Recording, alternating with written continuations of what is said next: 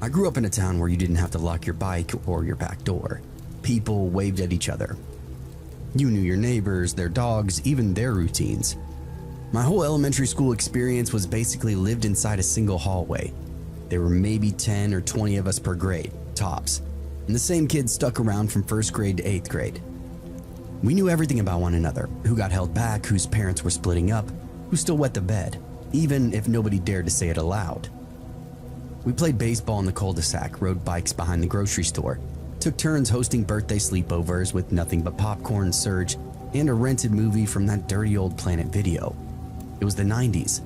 Our lives revolved around Nintendo 64, Pogs, and who could do the best Jim Carrey impression. My parents trusted me, maybe too much. I was a latchkey kid by the 3rd grade, let myself in, microwaved a Hot Pocket, and watched whatever was on Fox Kids Block until they got home. I didn't get into much trouble. Most of us really didn't, there wasn't much to get into. Sleepovers, though, were how we marked time. Somebody's birthday meant Nerf wars, pizza, and fart jokes until somebody cried and puked. The houses were always safe, clean, and normal. Moms in fuzzy robes, dads who grilled hamburgers, old siblings who left us alone. That's just how it was. So when Mac Wallen invited the whole 6th grade crew over for his birthday sleepover, we all figured it'd be the same deal. A movie, maybe some late night junk food, somebody's hand in a bowl of warm water to see if they'd piss themselves, because, well, that's just how they always go. Mac was new. He and his older brother Sam had moved into town that summer. Their house was in the dumpier part of the neighborhood where the roads weren't striped and half the lawns were just dirt patches. Sam was in 8th grade, but he didn't seem to like it. He was tall and greasy and had this mullet. All his shirts were missing sleeves and he had this twitch in his jaw like he was chewing something invisible. Even when he wasn't talking, he looked like he was about to spit. He didn't go out of his way to be mean, but nobody wanted to be near him. There was just something off about him.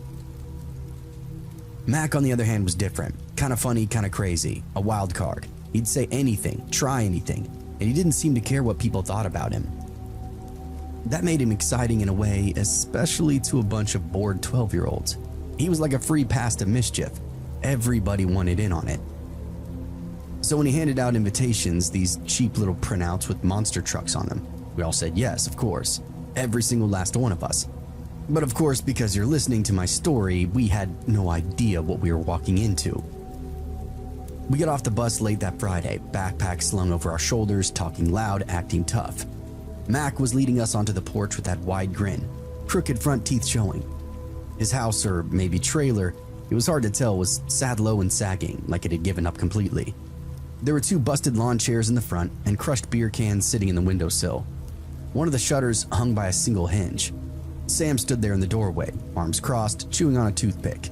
He didn't say anything, just watched us file inside, one by one. Inside, the place smelled like wet laundry and burnt grease. The living room carpet was a weird shade of gray that crunched when you stepped on it. Mac's mom came out from the kitchen, smiling at us. She had these sharp cheekbones and was wearing a skimpy pink tank top. No bra, nipples poking through, which made half the boys go red in the face. She handed out paper plates with cake already on them and said, "Y'all have fun tonight, okay?" Then disappeared back down the hall. A minute later, we heard a car door slam and then the rumble of an engine. Mac turned to us and said, "They're going to the bar. We got the whole house to ourselves." And for some reason, that didn't sit right with me. I'd never been left alone at a sleepover before, not without a parent at least within yelling distance. A few of the other boys hesitated too, looking at each other, but nobody said anything. No one wanted to be the baby that called their mom in the moment. And at first it was fine. Loud music, sugar, junk food. We played truth or dare, shot rubber bands at each other, tried to wrestle inside this cramped hallway.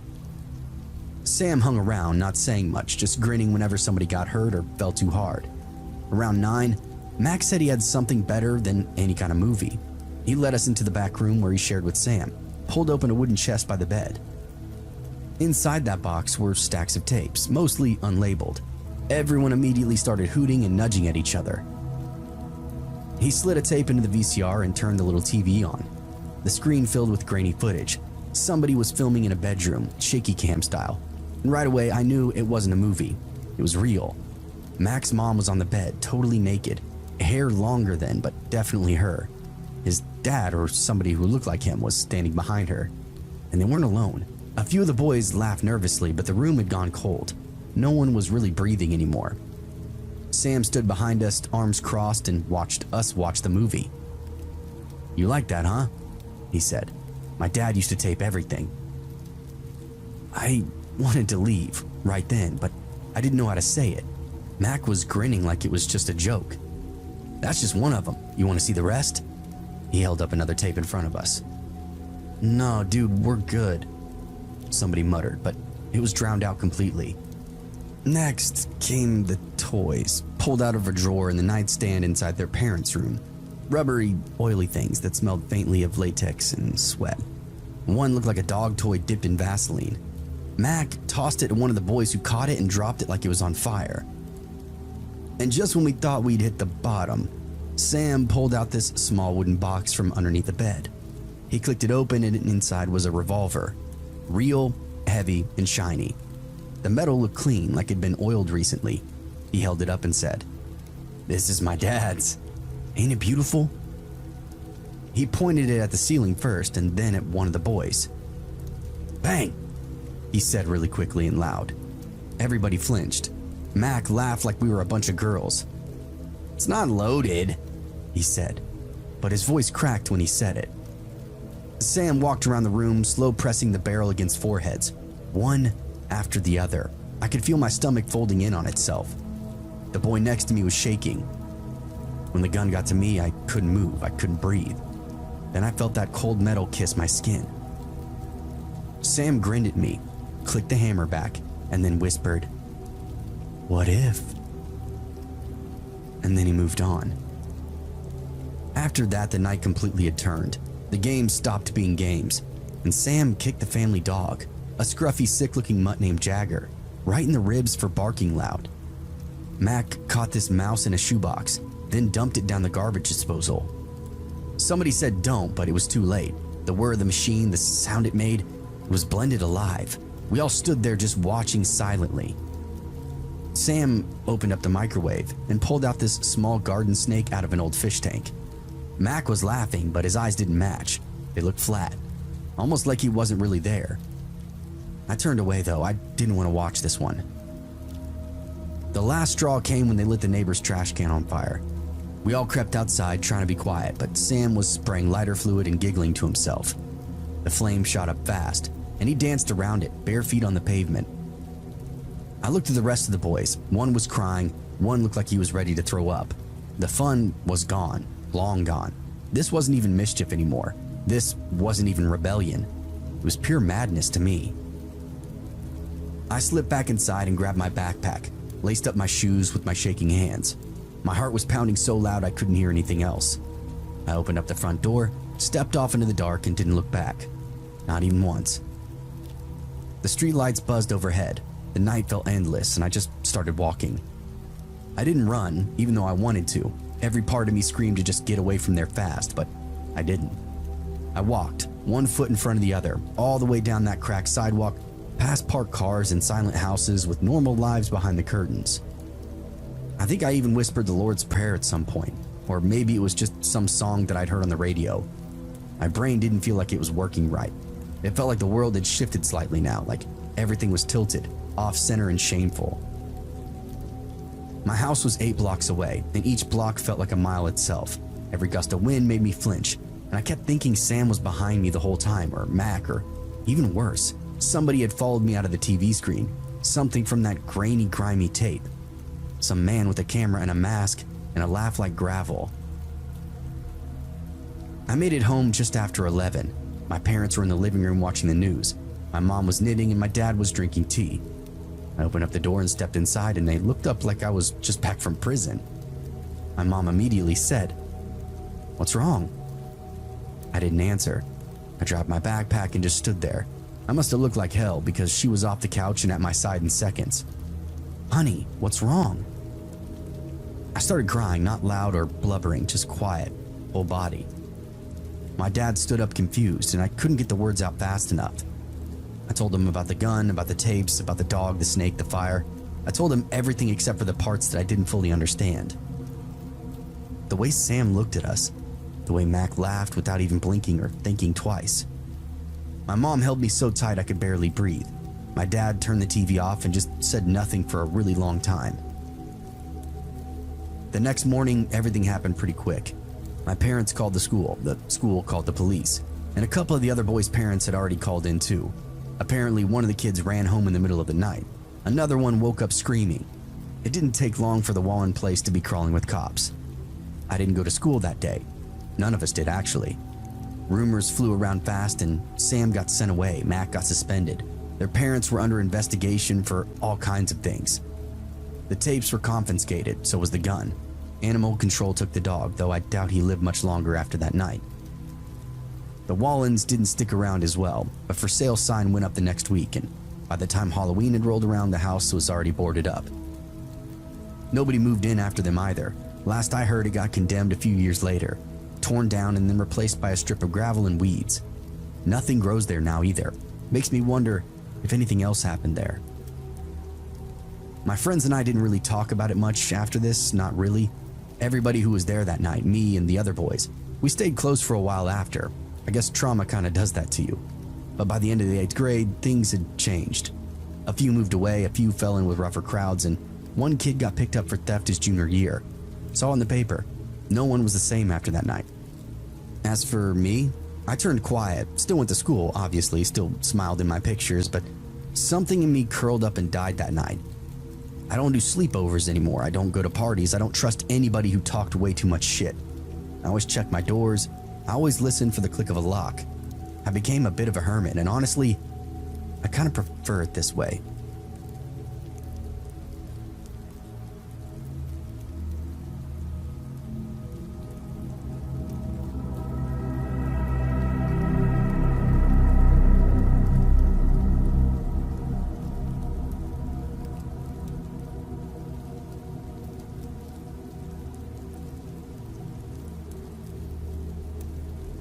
I only ever went to one sleepover in my entire life. One.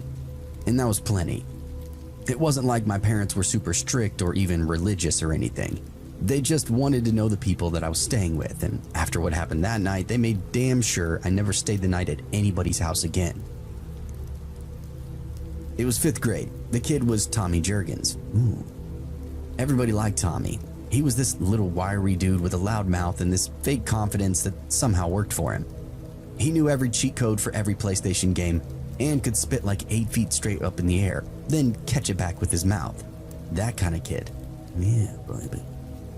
We thought he was cool, but we didn't really know Tommy, not the way we thought we did. It turns out most of what made him cool was just him being raised by a pack of absolute lunatics. We'd see hints occasionally, like how he never brought lunch, just dollar bills and scratchers, or how he said these weird grown-up things. Stuff like, "My mom's old man just got out again," or "Uncle Mike's got court in Flagstaff." All that kind of skated over our heads back then, just Tommy being Tommy. He'd been in our class since 2nd grade, and even though he didn't have a ton of close friends, we all wanted to be around him. His life just seemed electric and different. So when he handed out birthday invites on a notebook paper, drawn in Sharpie and riddled with spelling mistakes, I still said yes without even asking my folks first. They weren't thrilled when I showed them, but Tommy's name rang a familiar enough bell that they gave in. I think my mom called his mom and talked for a full 90 seconds before saying it was okay. "All right, but if anything feels off," she said, "you can call us. I mean it." That Friday came. We were all rolled out the bus, hyped out of our minds. Tommy lived on the edge of town in this saggy house with 4 trucks parked out front and 2 boats in the yard. Neither seemed to be seaworthy though. Their garage was open, and I swear to God there was already a drum kit being set up. Real drums. A couple of guys carrying amps inside. We hadn't even taken off our backpacks yet either. Tommy met us on the porch with that usual grin and said, "You guys are gonna lose your freaking minds." And he wasn't lying. I remember walking in and thinking it was more like a party at my uncle's house than a birthday thing. There were adults already there, friends of Tommy's parents, I guess, all drinking and smoking and hanging out in the living room, laughing and didn't take notice of us at all. There were stacks of beer on top of the kitchen table, and the hallway smelled like somebody had burnt popcorn and covered it with weed smoke. Still, in the moment, I think we were just far too young to process what was wrong. At first, it just seemed like chaos. Loud music, cold sodas, big yard. We honestly figured that we stepped into the coolest birthday ever, but we had no idea. The backyard was the size of a football field, or at least it felt like it. There was a rusted trampoline with a bent leg that tilted to one side when more than 2 kids jumped on it, and somebody had duct taped an old dartboard to the trunk of a dying mesquite tree. The ground was patchy dirt and crabgrass, with empty beer cans littering the corners. A cooler full of orange sodas and RC Cola sat in the middle like a prize, and everybody tore into it. Then, the band showed up. And I'm not kidding, an actual local band. 4 dudes in ripped jeans and dark sunglasses, lugging gear across the lawn onto a piece of plywood propped up on cinder blocks. One of them wore a vest with no shirt underneath, called themselves Code 3, and the lead singer yelled, "Let's wake this town up," inside a mic and screeched that made all the dogs in the neighborhood bark immediately. They kicked it off with "You Give Love a Bad Name," and every 5th grader in that backyard lost their minds. Even the shy kids were pogoing like it was a real concert.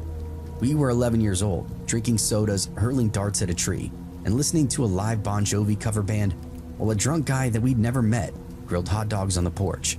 It was insane and also kind of amazing. As the sun dipped and the bug zapper came to life, the mood shifted though. The adults were getting sloppy. They weren't just a few beers deep anymore. There were bottles of liquor going now. I saw a guy pour something clear into a red Solo cup and then stumble into the garage. Inside, a few of the other guys, dudes in their 20s I guess, were playing darts for money, real cash laid out on a washing machine like a poker table. Tommy's dad, or the guy that we thought was his dad, was this thick, sweaty guy in cargo shorts with a big chain around his neck. He was barking at somebody named Shane about cheating. "You crossed the line, you dumb shit. I saw you," he said. Shane was this lanky, red-faced, holding a dart like he was about to throw it into somebody's eye. They had a second dartboard in the garage where the grown-ups were playing. We were all just standing there. I remember one of the kids, Tyler, saying, "Should we get out of here?" Before we could move though, Shane threw the dart at the board and missed it completely. It thunked into the wall, and that's when Tommy's dad shoved him, hard. Shane staggered, knocked over a milk crate of tools, and then came up swinging. The next 10 seconds were pure noise. Metal clattering, fist hitting meat, glass breaking. One guy got slammed into a water heater so hard it sounded like a gunshot. We just stood there, frozen. A few kids even started crying. The fight broke up after Tommy's mom, who'd been chain smoking on the back porch, came in and screamed at both of them to knock it off. She had this voice like salt and vinegar. I watched her dig her nails into Tommy's dad's arm and then drag him out by his very skin. "Party's back on," she slurred, and the band started another song like nothing had even happened. After that, the lines between what was fun and what was wrong began to blur really quickly. They busted out drugs not long after. Not weed in a discreet little joint either. We're talking actual drugs. A coffee table in the living room got cleared off, and Tommy's mom dumped out a sandwich bag full of greenish bud and what looked like a literal pile of white powder. It was almost like watching a movie. I thought it was flour at first, but it definitely wasn't.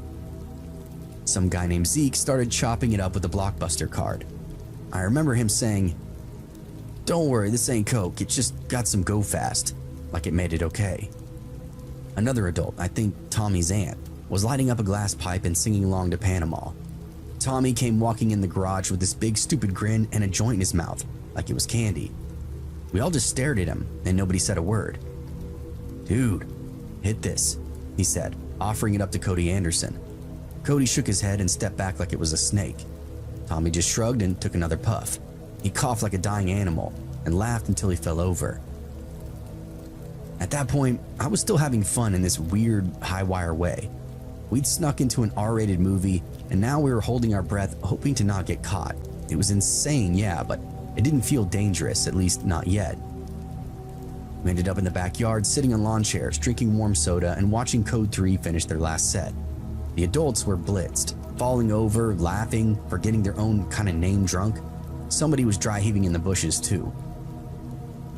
I was telling a ghost story to the other kids when we heard yelling again, same voices as before. Tommy's dad and, of course, Shane. "You shorted me," somebody screamed. "Nah, you just fucking suck at darts, Shane." Then another crash, a scream, and people running. We all stood up. A couple of kids took off toward the side yard. The rest of us crept around the garage, doing our best to be quiet. I could already feel the air shift. the way everything got really quiet really quickly. Shane was on the ground, blood on his shirt. Tommy's dad had a knife in one hand, still open. Not a kitchen knife either, one of those folding ones with the knuckle guard. Shane was moaning and gripping his side. Then somebody screamed. And then, bang, bang, bang. 3 shots, real ones, close and deafening. Screaming erupted everywhere. Tommy's mom was laying on the lawn crying. One of the band guys had tackled the dude with the gun and then got it away from him. No one got hit, thank God, but there were shell casings on the ground. The spell was now broken though. This wasn't a party anymore. It was a war zone. The cops showed up in under 10 minutes, sirens blaring, lights throwing red and blue across the lawn like a crime scene disco. I was still in the backyard, clutching my shoes and shaking so bad I could barely even untie the laces. Cody Anderson was crying and wouldn't stop saying over and over, "Did we just get shot at?" They herded us onto the sidewalk, told us to sit down and not to move. The neighbors were outside now, talking to the officers, pointing at the house like it was all normal. A woman wrapped up in a blanket asked me if I was okay. I just nodded back, but I wasn't, not even close. Parents started showing up, headlights rolling down the street one after another. My mom's face when she spotted me, I'll never forget it. She didn't even ask questions. She just wrapped me up in her arms and held me like I just came back from war. Tommy's dad got cuffed and loaded up into a cruiser. Shane got hauled off into an ambulance, conscious but bleeding through a wad of paper towels somebody had slapped on his ribs. A few other adults were questioned right there in the driveway.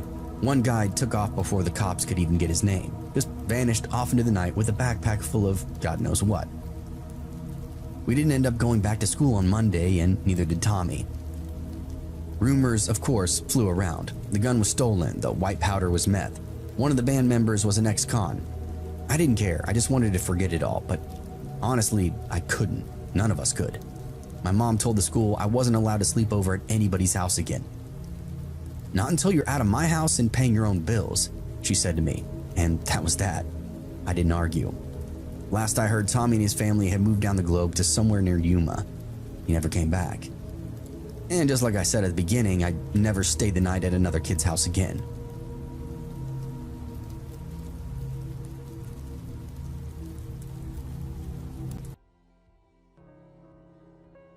The story happened late October of 2022.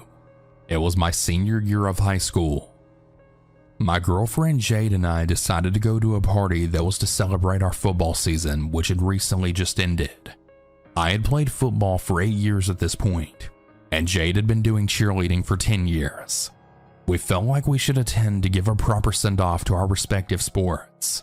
Plus, I knew the host pretty well. We'll call him Jake, because he was also on the team and he had the house all to himself.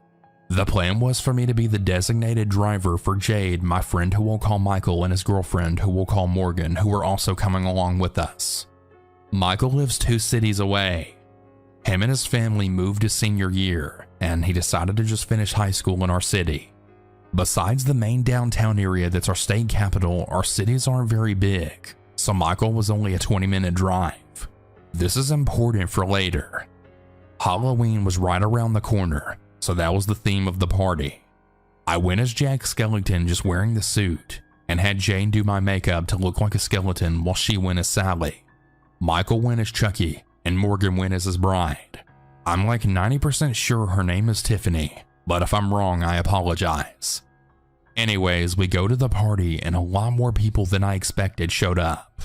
Basically the entire cheer squad, almost the entire football team, and even people from our rival high school, their football team and their cheer squad there as well. And like what you would expect from a typical high school party.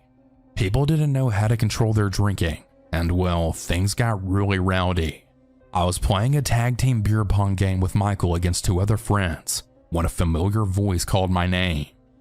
I turned to look, and it was a kid from our high school who we'll call Bob, wearing a Jason mask and his usual hoodie with jeans. Now, Bob was an odd specimen to say the least. I met him in my first term history class when he randomly came up to me and started talking to me. From the start, I could tell that he wasn't very good at socializing. Being on the football team, people expect me to be stuck up, but I try to be very open and nice with everyone, so I got to know him pretty well in that class. A little too well, in fact. He would openly tell me and my other friends in class about his frustrations about being single and a virgin, and how desperate he was to lose his virginity. He also didn't really know how to read a room or pick up on social cues. He also would talk like we've been buddies forever, and would make really unusual or out-of-pocket jokes. He also had really well-off parents. Both of them drove sports cars, and he lived in a huge house. Despite this though, he would wear the same clothes almost every day and had really long greasy hair. He would also start high-fiving me in the hallway, which wasn't a big deal because it was just one more person to high-five on my way to class. Well, not long after that, I knew someone who went to junior high with him, and Jade told me how he had the biggest crush on her in junior high, and how he was only trying to be friendly with me to get closer to her. That didn't make much sense to me at the time, so I tried not to look at him differently. But the thought had always lingered in my head, especially since when he would high-five me, Jade was always there, and he would try to stick around a little longer and always include himself in the conversation.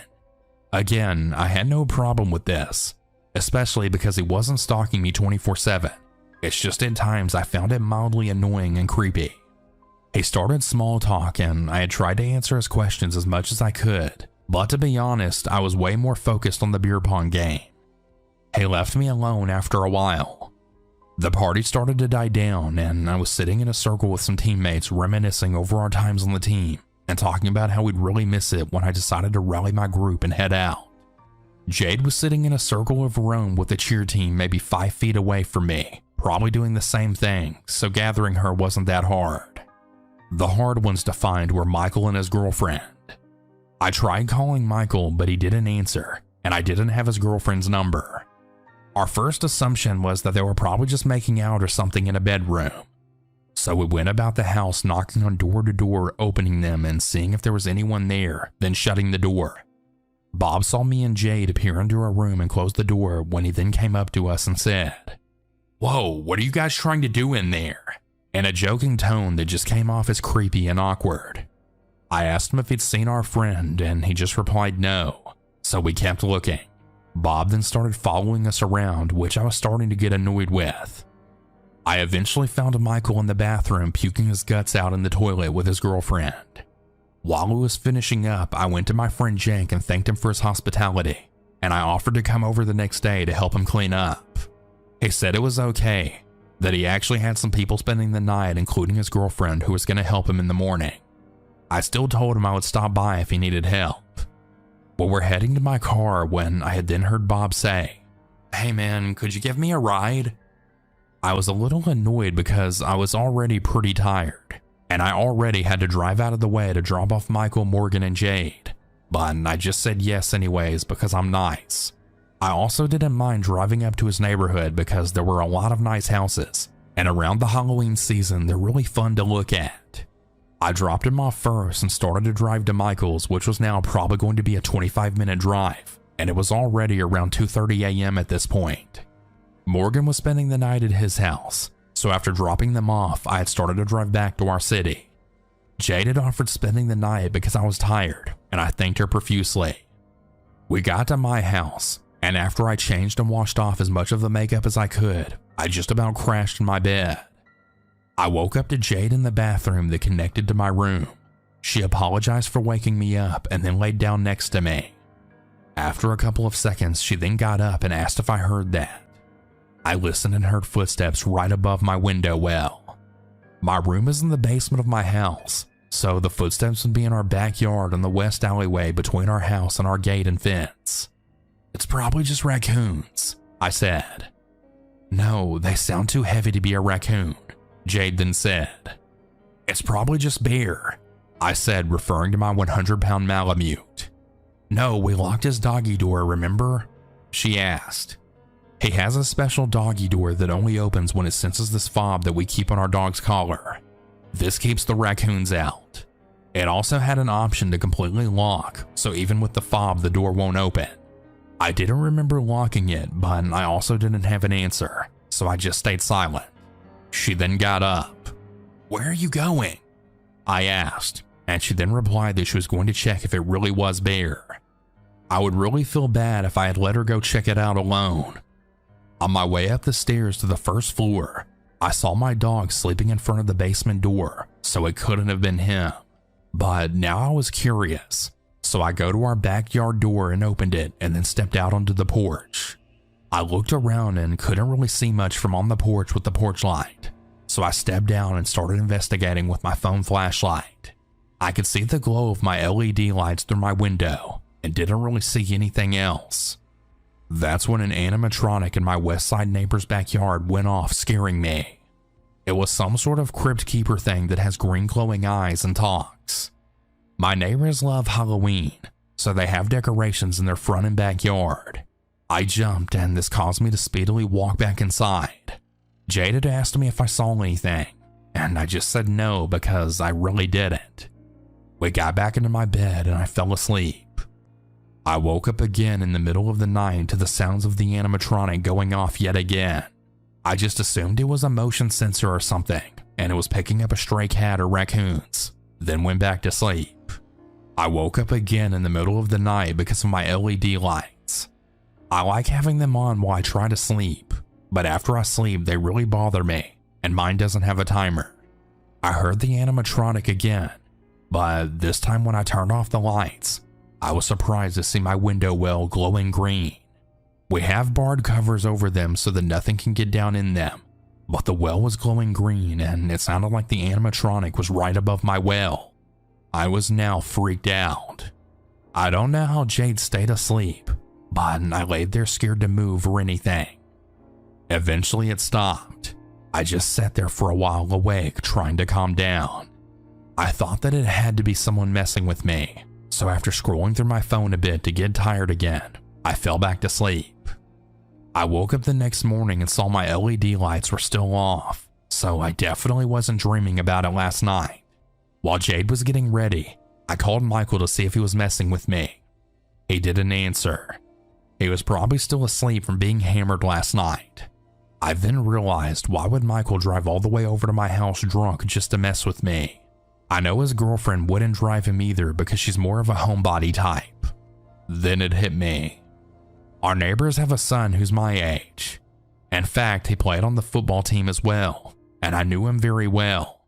I called him and I was actually surprised when he answered. I started telling him about the animatronic scaring me while I was outside, but I didn't mention the part to him about it being above my well. I wanted him to think that I just slept through it and that he went through all that work just for me to sleep through it like a baby. Well, he then told me that all of the animatronics should be unplugged because he and his family are out of town for the weekend and that they wanted to prevent an electrical fire or anything of that nature. I've known him for a while and I know that he can't lie very well, so this really caught me off guard. I also realized that I didn't see him at the party, so he really was probably out of town.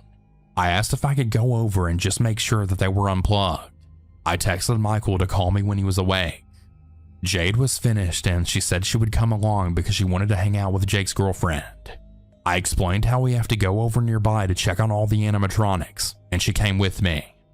I went straight to the skeleton one to see if it was plugged in. It was unplugged.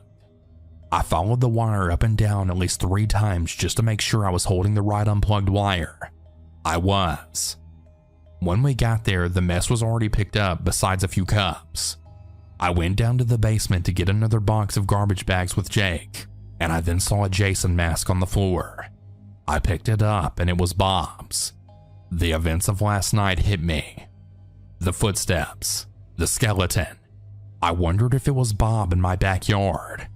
I thought there was no way. He doesn't even know where I live. He also isn't very coordinated. So seeing him carry an animatronic is just something that I couldn't even imagine. We did find it weird though how we would find his mask in the basement of the house, the one part that was off limits. Michael called me later in the day. I explained everything to him, and he was adamant that it wasn't him. I still don't know if those footsteps were connected with the animatronic, and I still don't know if Bob was even connected to those events. After that though, he had started acting even more strange. Either that or my mind really was open to how odd he was. Either way, as Halloween comes up, those neighbors have continued to put the Crypt Keeper in their front yard, and I still wonder to this day what happened on that chilly October night.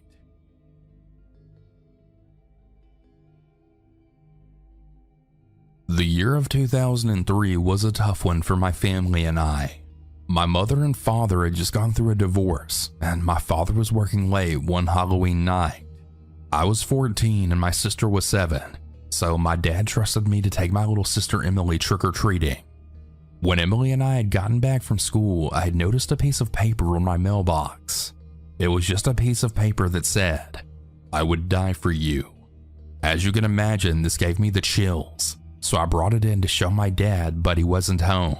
He must have left the house early for work, so I decided to just throw it away and not let Emily know about it. That night, our plan was to go out and hit every house and get more candy than ever. We went out and we had a very fun time, and I even ran into some friends. We were on our walk back home when we had heard a voice coming from someone's house. "Hey kids, hey, come over here," a man said. We looked around and we didn't see anyone until Emily grabbed me and then screamed and pointed at the window. There was a man dressed like a clown. "Come in. I have Play-Doh and I have any candy here you can imagine." We then ran as fast as we could down the road screaming until we finally made it home. Once I got home, I realized that our front door wasn't just unlocked, but wide open. I remember saying hello a few times until I figured that maybe the wind just blew our door open. We sat in the living room and tried to just forget all about our encounter with the strange clown in the window. We were counting our Halloween candy and watching Hocus Pocus until we had heard someone knock at the door. We knew that it couldn't be our dad and knew for a fact that it wasn't our mom. "Who's there?" I said. There was a long pause until the person responded. "I'm Jesus Christ. I'm here to save you from the evil of Halloween." Emily screamed and we then ran into our dad's room with the door locked. I tried calling our dad a few times, but he wouldn't answer. Then we saw a figure near the window of my dad's room. It was a person standing there in a suit with a pig's mask. "It's okay. I'm Jesus, and I died for the sins of the children," he said. We then hid behind our father's bed and were scared shitless. We could hear him tapping the window and humming some strange song. "Let me in or I'll slit my wrist tonight when I watch you sleep," he said. We both just laid on the floor shaking in fear. Emily had started to cry, and I had to stay strong for her. After a while, the man had left, but my sister and I still stayed in the same spot behind our dad's bed for over an hour until my dad got home. We told him what happened, and he didn't even really care or listen much. He just wanted to rest after a long day of work. The very next day, we had had a disc on our front porch. It was a blank DVD disc that had "Do not watch unless you love Jesus" written all over it with Sharpie. I went into my room and started watching it on my PlayStation 2. It was some of the scariest and disturbing imagery I had ever seen. It was just very disturbing images of a very, very tall man walking in the woods on stilts in a suit. The video would cut with a VHS static effect to a silhouette of a man in a field on a cross. It would just keep cutting to random disturbing images.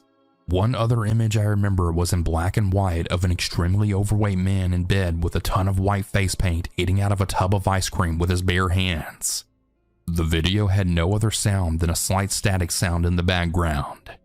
I gave the DVD to my dad and told him what had happened, and he said he would take a look.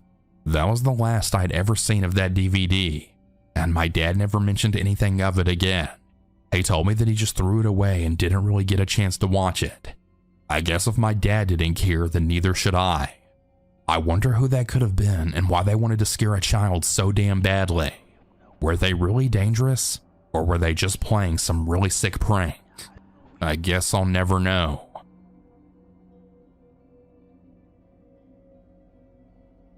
The year of 2014 was one of my favorite times in my life. I had just graduated high school, got my first job, and was ready for life to really begin. My high school buddies and I were still very close since we all lived in the same area. We kept our weekend shenanigans for as long as we could, until sometime in our early 20s when we all parted ways. Some of those memories we made really have a special place in my heart, but there's one incident that will rest in my memory in the most unsettling way. It was early October of 2014.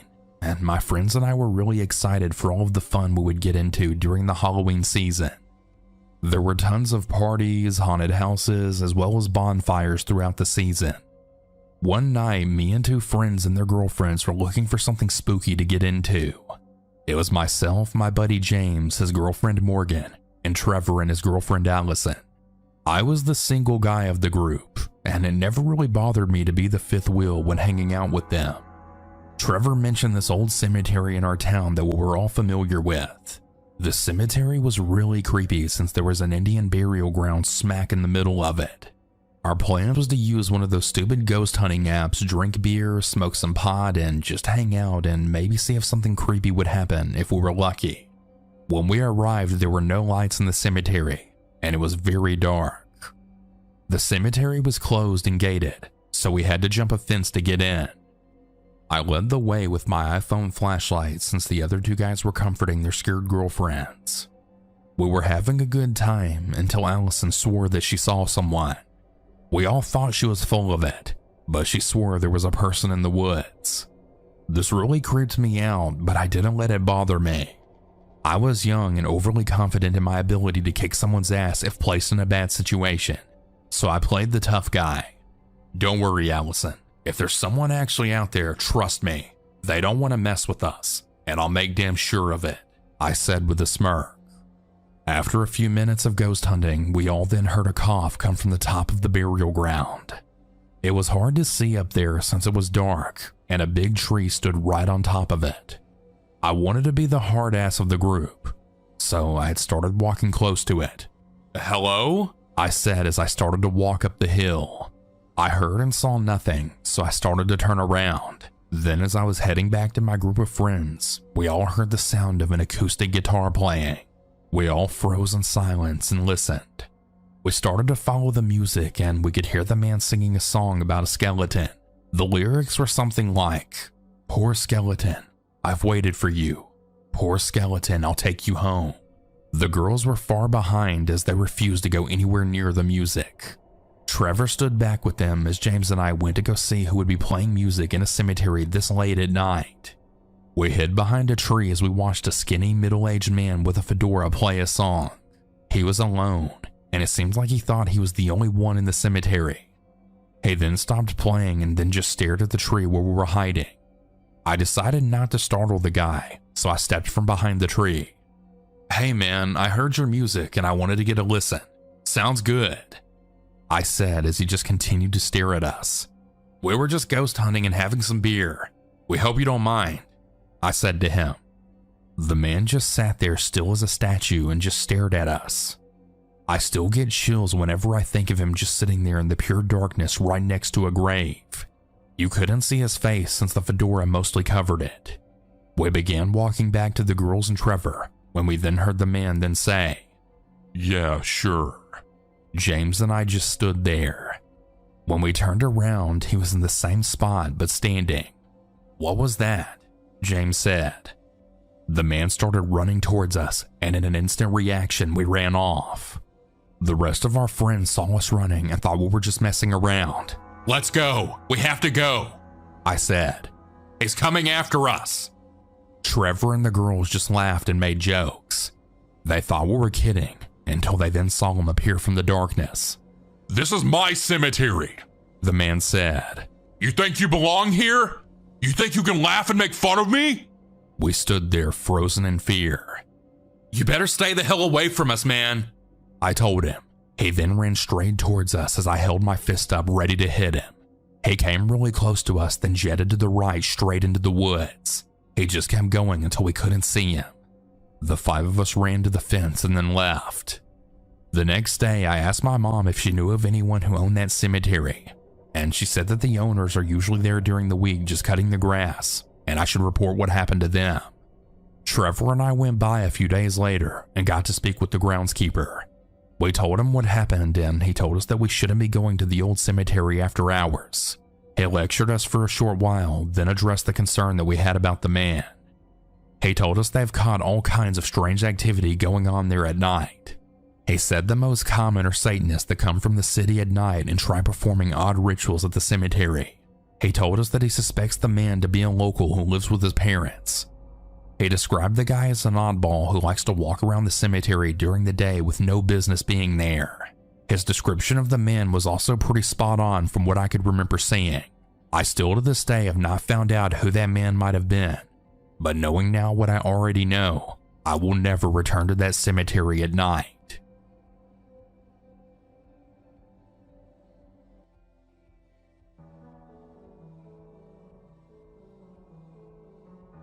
I turned 12 that summer when the most unbelievable thing happened in our quiet little town. A water park called Aqua Blast opened its doors to the public. It became the sole topic of conversation. My best friend Alex and I came across a pamphlet for it, promising enormous slides twisting like snakes, wave pools rolling like the ocean, and a lazy river that offered ultimate relaxation. Naturally, we were both eager to go. For weeks, we pleaded with our parents, exhibiting our best behavior, and even doing some extra chores. We went all out, and at last, our efforts paid off. Our parents gave us 2-day passes to Aqua Blast. The day we went was perfect.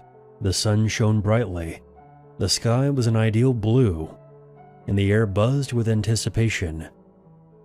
We met at the entrance of Aqua Blast, practically bouncing with excitement. As we entered, the park was even more incredible than we had imagined. The sheer size of it was astonishing, with people everywhere laughing, screaming, and splashing around. Alex and I headed straight for the biggest slide, called the Mega Plunge. It was a massive slide with a nearly vertical drop that promised a surge of pure adrenaline. We waited in line for what seemed like forever. Finally reaching the top, my heart pounded against my ribs. But Alex showed no fear. He was smiling widely, like a maniac. We climbed into the inflatable raft, provided by the attendant, and then he gave us a push. For the next few seconds, we were a whirlwind of wind and water. The ground vanished beneath us as we rushed down the slide. I felt a blend of terror and excitement. And when we got to the bottom, the rush of water was momentarily blinding. After recovering from our initial adventure, we spent the rest of that afternoon exploring the park. We braved the wave pool, which tossed us around like rag dolls, and leisurely floated down the lazy river, basking in the sun. As hours passed by, the crowd began to thin, but Alex and I decided to try one more slide before heading home. The Aqua Twister. Unlike the others, the Aqua Twister wasn't about speed or height. It was about disorientation. It consisted of enclosed, twisting tunnels that plunged you into darkness, spun you around, then ejected you into a pool of water. "This looks awesome.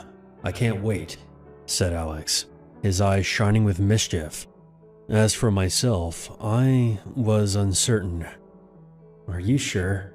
This seems a bit intense," I told him. Alex called me a chicken and assured me that it would be fun, promising that he would be there with me.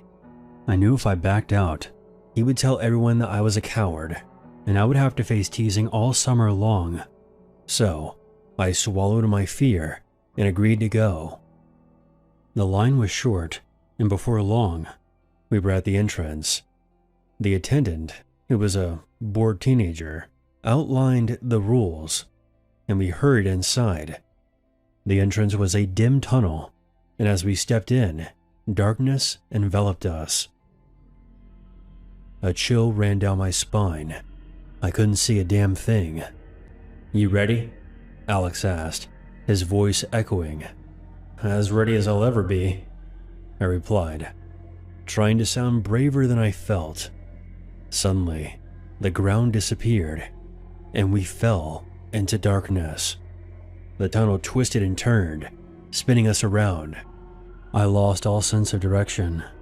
All I could feel was the rush of wind and the cold, damp slide against my skin. I yelled, but my voice was swallowed by the abyss. I could hear Alex shouting too. His voice was distorted and distant. The spinning made me dizzy, and nausea surged through me. Just as abruptly as it started, the ride ended, and I was ejected into a pool of water. Gasping for breath, blinking, I tried to regain my bearings. Alex was right next to me, coughing and sputtering as well. "That was intense," he said, his voice trembling. "Intense is an understatement.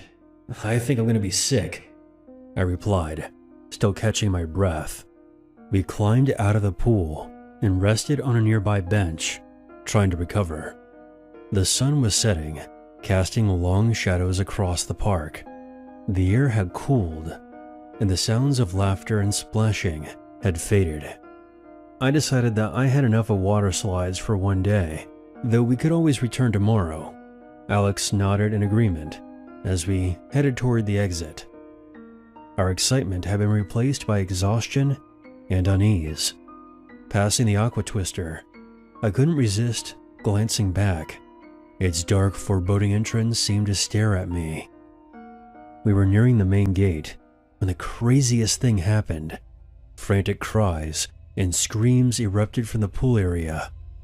Turning around, we saw people shouting for help and pointing toward the center of the pool. Curiosity overtook us as we dashed toward the chaos. When we got to the pool's edge, we saw why everyone was panicking. A group of people were struggling in the water, their faces twisted with fear. I asked a woman nearby what was happening. In a quivering voice, she said that she didn't know, only that something was dragging people beneath the water. Alex and I exchanged looks of disbelief, then moved closer to the pool.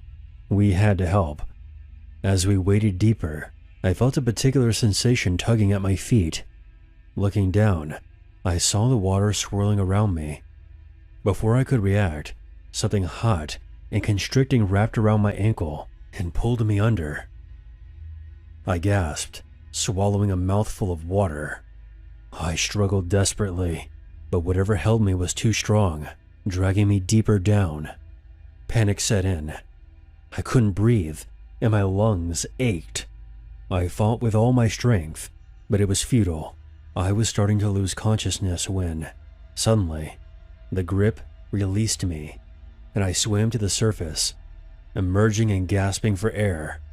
Alex rushed over, grabbed my hand, and pulled me over to the pool's edge, where I collapsed, coughing and sputtering. "What the hell happened?" Alex asked, his face filled with concern. In a raspy voice, I told him that something had dragged me under the water, something that was unbelievably strong. We looked back at the pool. The thrashing swimmers had reached the edge, and the water was calm again. Whatever had been pulling people down, lifeguards were clearing the pool, and people were rushing toward the exits. The park was closing early, and everyone had to leave. Alex and I blended into the crowd, trembling, our thoughts in a whirl. We didn't speak until we were outside, standing in the parking lot. "Dude, what the hell was that?" Alex asked, his voice barely above a whisper. "I have no idea, but I never want to experience anything like this ever again. Let's get out of here." We walked home in silence, the day's events heavy on our minds. Once we got back, I took a hot shower, trying to wash the memory away. But that night, I couldn't sleep. Every time I closed my eyes, I saw the dark water, the swirling currents, and the shadowy figure that had grabbed my ankle. I tossed and turned. The next day, local news was filled with reports about the incident at Aqua Blast. Witnesses described seeing a bizarre whirlpool and claimed that something was dragging people under. Park officials dismissed the reports, blaming the overcrowding and panic, but Alex and I knew better. We knew that something unusual and terrifying had happened at Aqua Blast, and we vowed to never return. A few weeks later, Aqua Blast was closed indefinitely. The official reason was never clear, but I knew the truth. To this day, I still feel chills when I think back on it. It was a frightening experience that I'll never forget, and it taught me a valuable lesson. Sometimes the things that can seem the most fun can also be the most dangerous.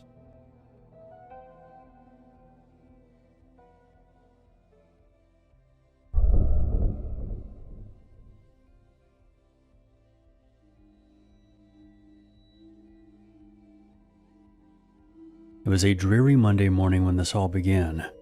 I entered the office that day, ready to tackle another long work shift. I was just an ordinary guy, interning at a small tech company.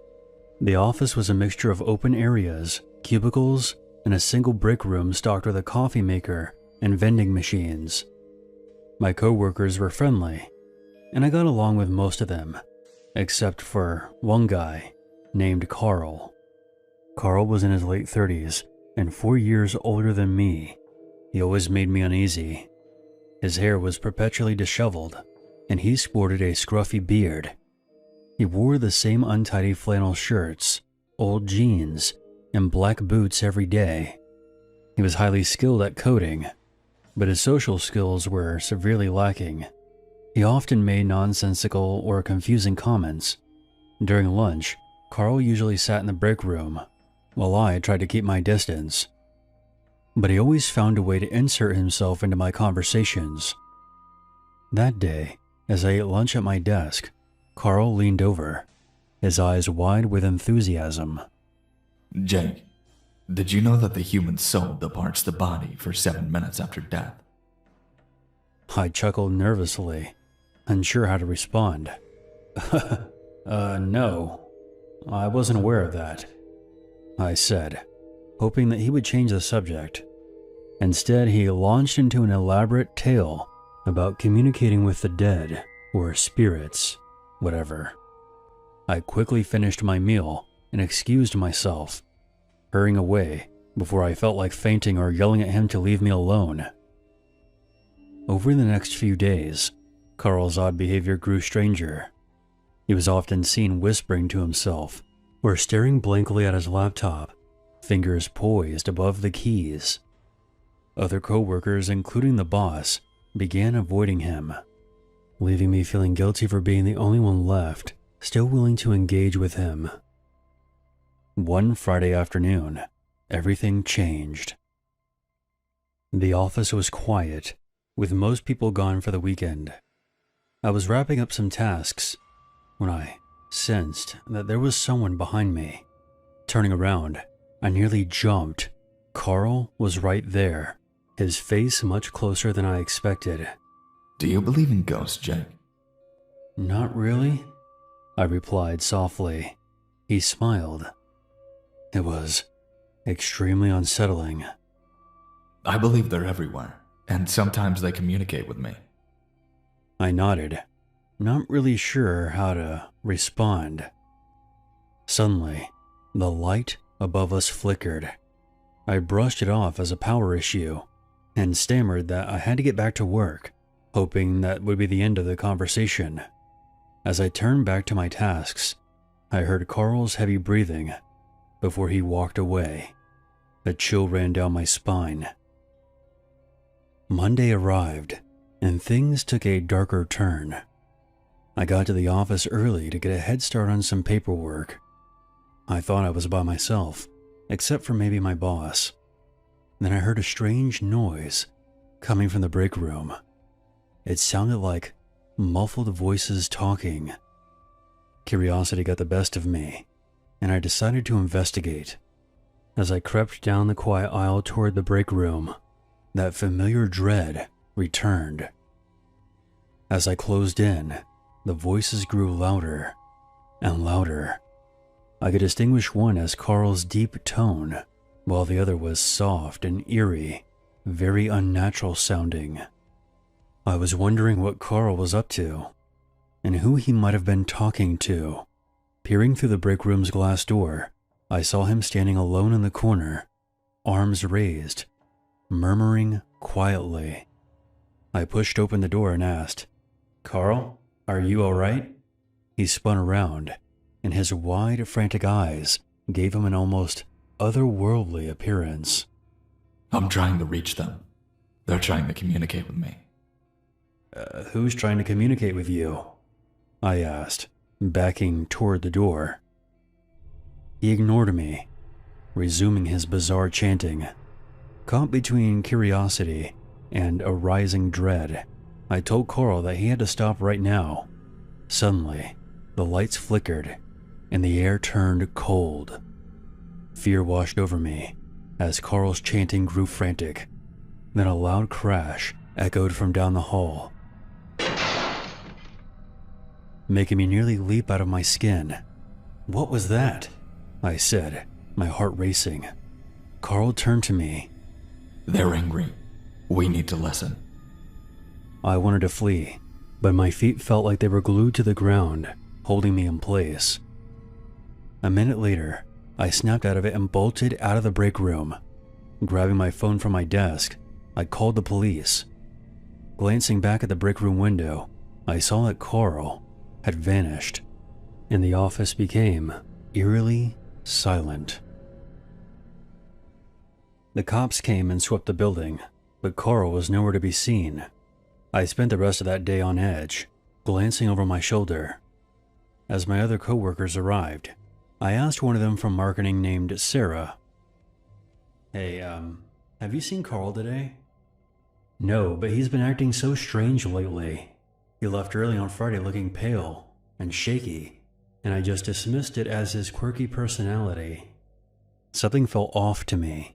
I couldn't shake the sense that he was in danger, or worse. It was a few days later when the situation escalated.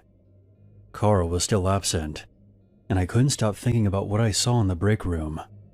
It was that Friday, after hours, that I returned to the office to investigate. Something was telling me that I had to be there. As I stepped inside, the lights flickered ominously. "Carl? Are you here?" My voice echoed in the empty space, sending chills through my body. Heading toward the break room, my dread intensified. Suddenly I heard a clear whisper. Help us. It was faint, and it sounded like it was coming from the supply closet. My heart raced as I approached cautiously, my hands shaking. Is someone there? The door creaked open, and the lights flickered erratically. A stack of cardboard boxes tumbled, revealing Carl, sitting in a corner, looking terrified. They're trapped. I can help them. He murmured, not acknowledging my presence. I grabbed his arm. "Carl, we need to get the hell out of here." He turned, fear and confusion in his eyes. They need me, Jake. The lights suddenly went out, plunging us into the dark. A cold breeze swept through, and a furious commanding voice boomed.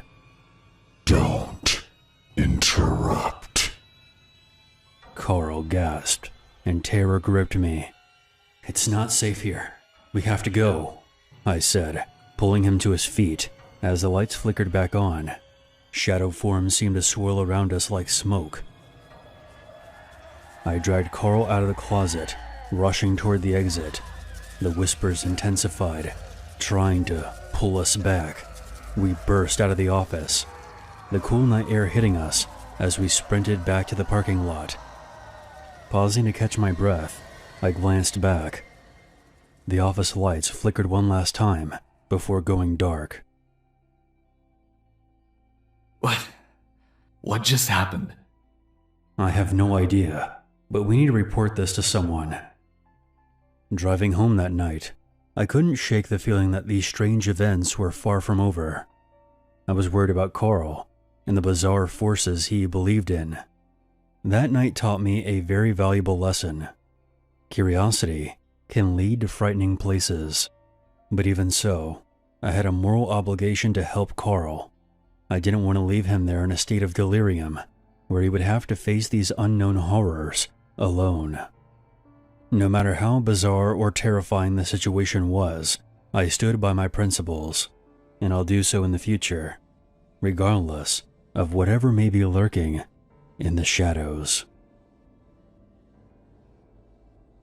There was a story on your channel some time ago about a young lady who was on vacation at a Disney resort in South Carolina, where she encountered a disturbing individual wearing a vintage Mickey Mouse mask.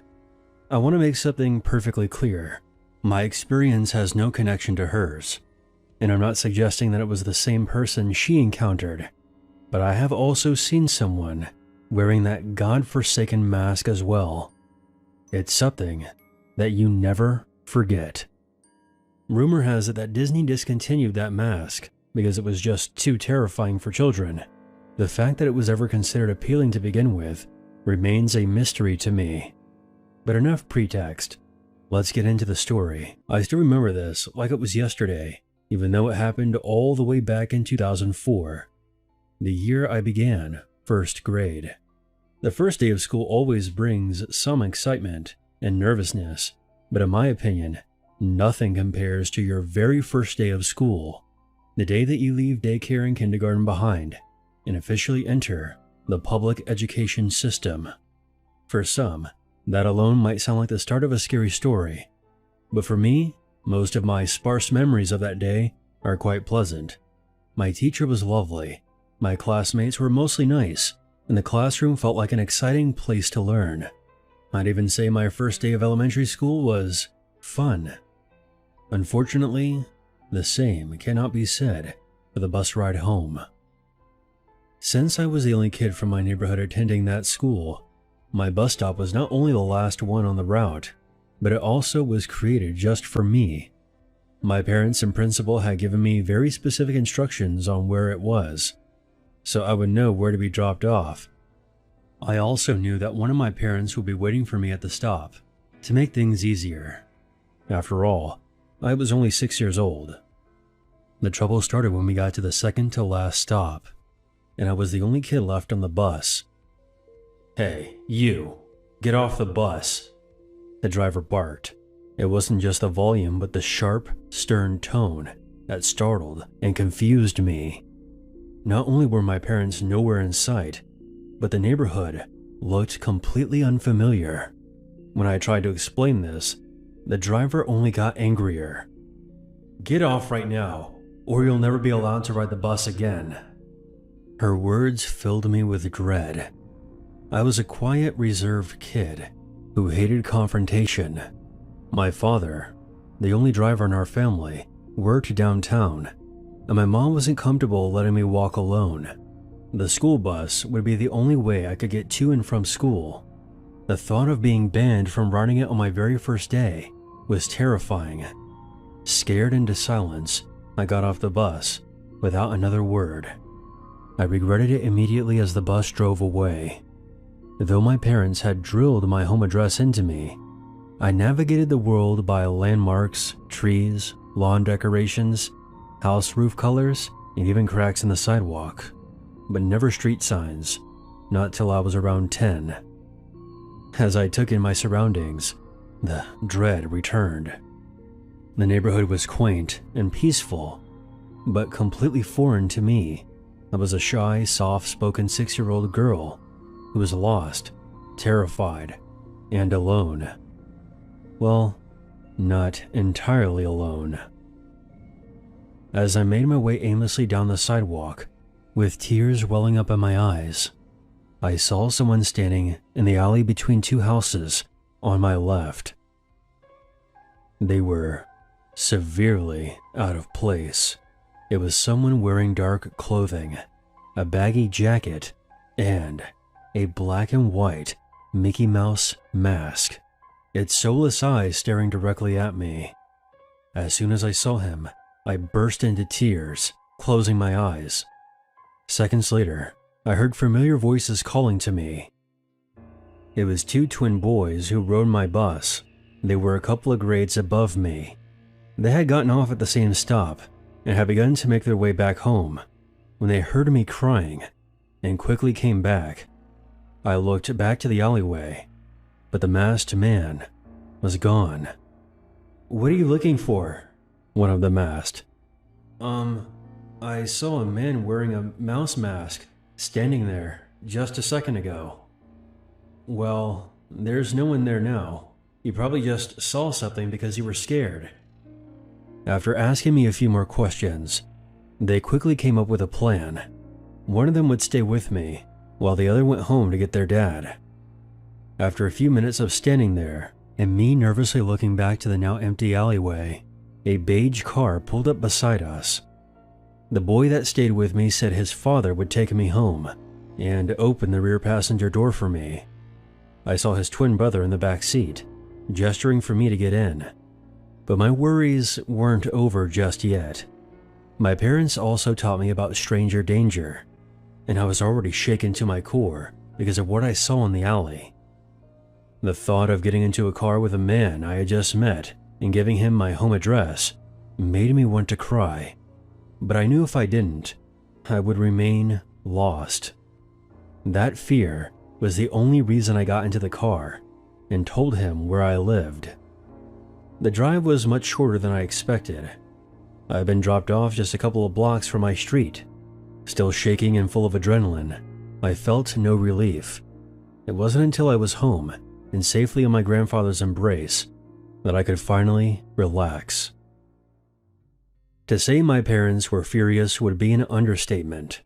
The school took the incident seriously, and as soon as they found a replacement, the driver was fired. Neither I nor anyone else had another experience like that again. My claims about seeing someone in a Mickey Mouse mask were basically dismissed as a hallucination. Looking back, I sometimes feel embarrassed, especially since I was only a 10-minute walk from my house. Then I remember I was just 6 years old when that driver threatened to ban me from the bus. I was, and still am, tall for my age, so she might have thought I was older. But no child deserves to be spoken to like that, especially on their first day of school. I am forever grateful to those boys for caring enough to help. Otherwise, who knows what might have happened to me that day. For years I've questioned if I actually saw a man wearing that Mickey Mouse mask that day. I suppose it's possible that it could have been my imagination, but I think it's more likely that it was someone trying to break into one of those houses. But to a lost, frightened little girl, it might as well have been the devil himself standing there.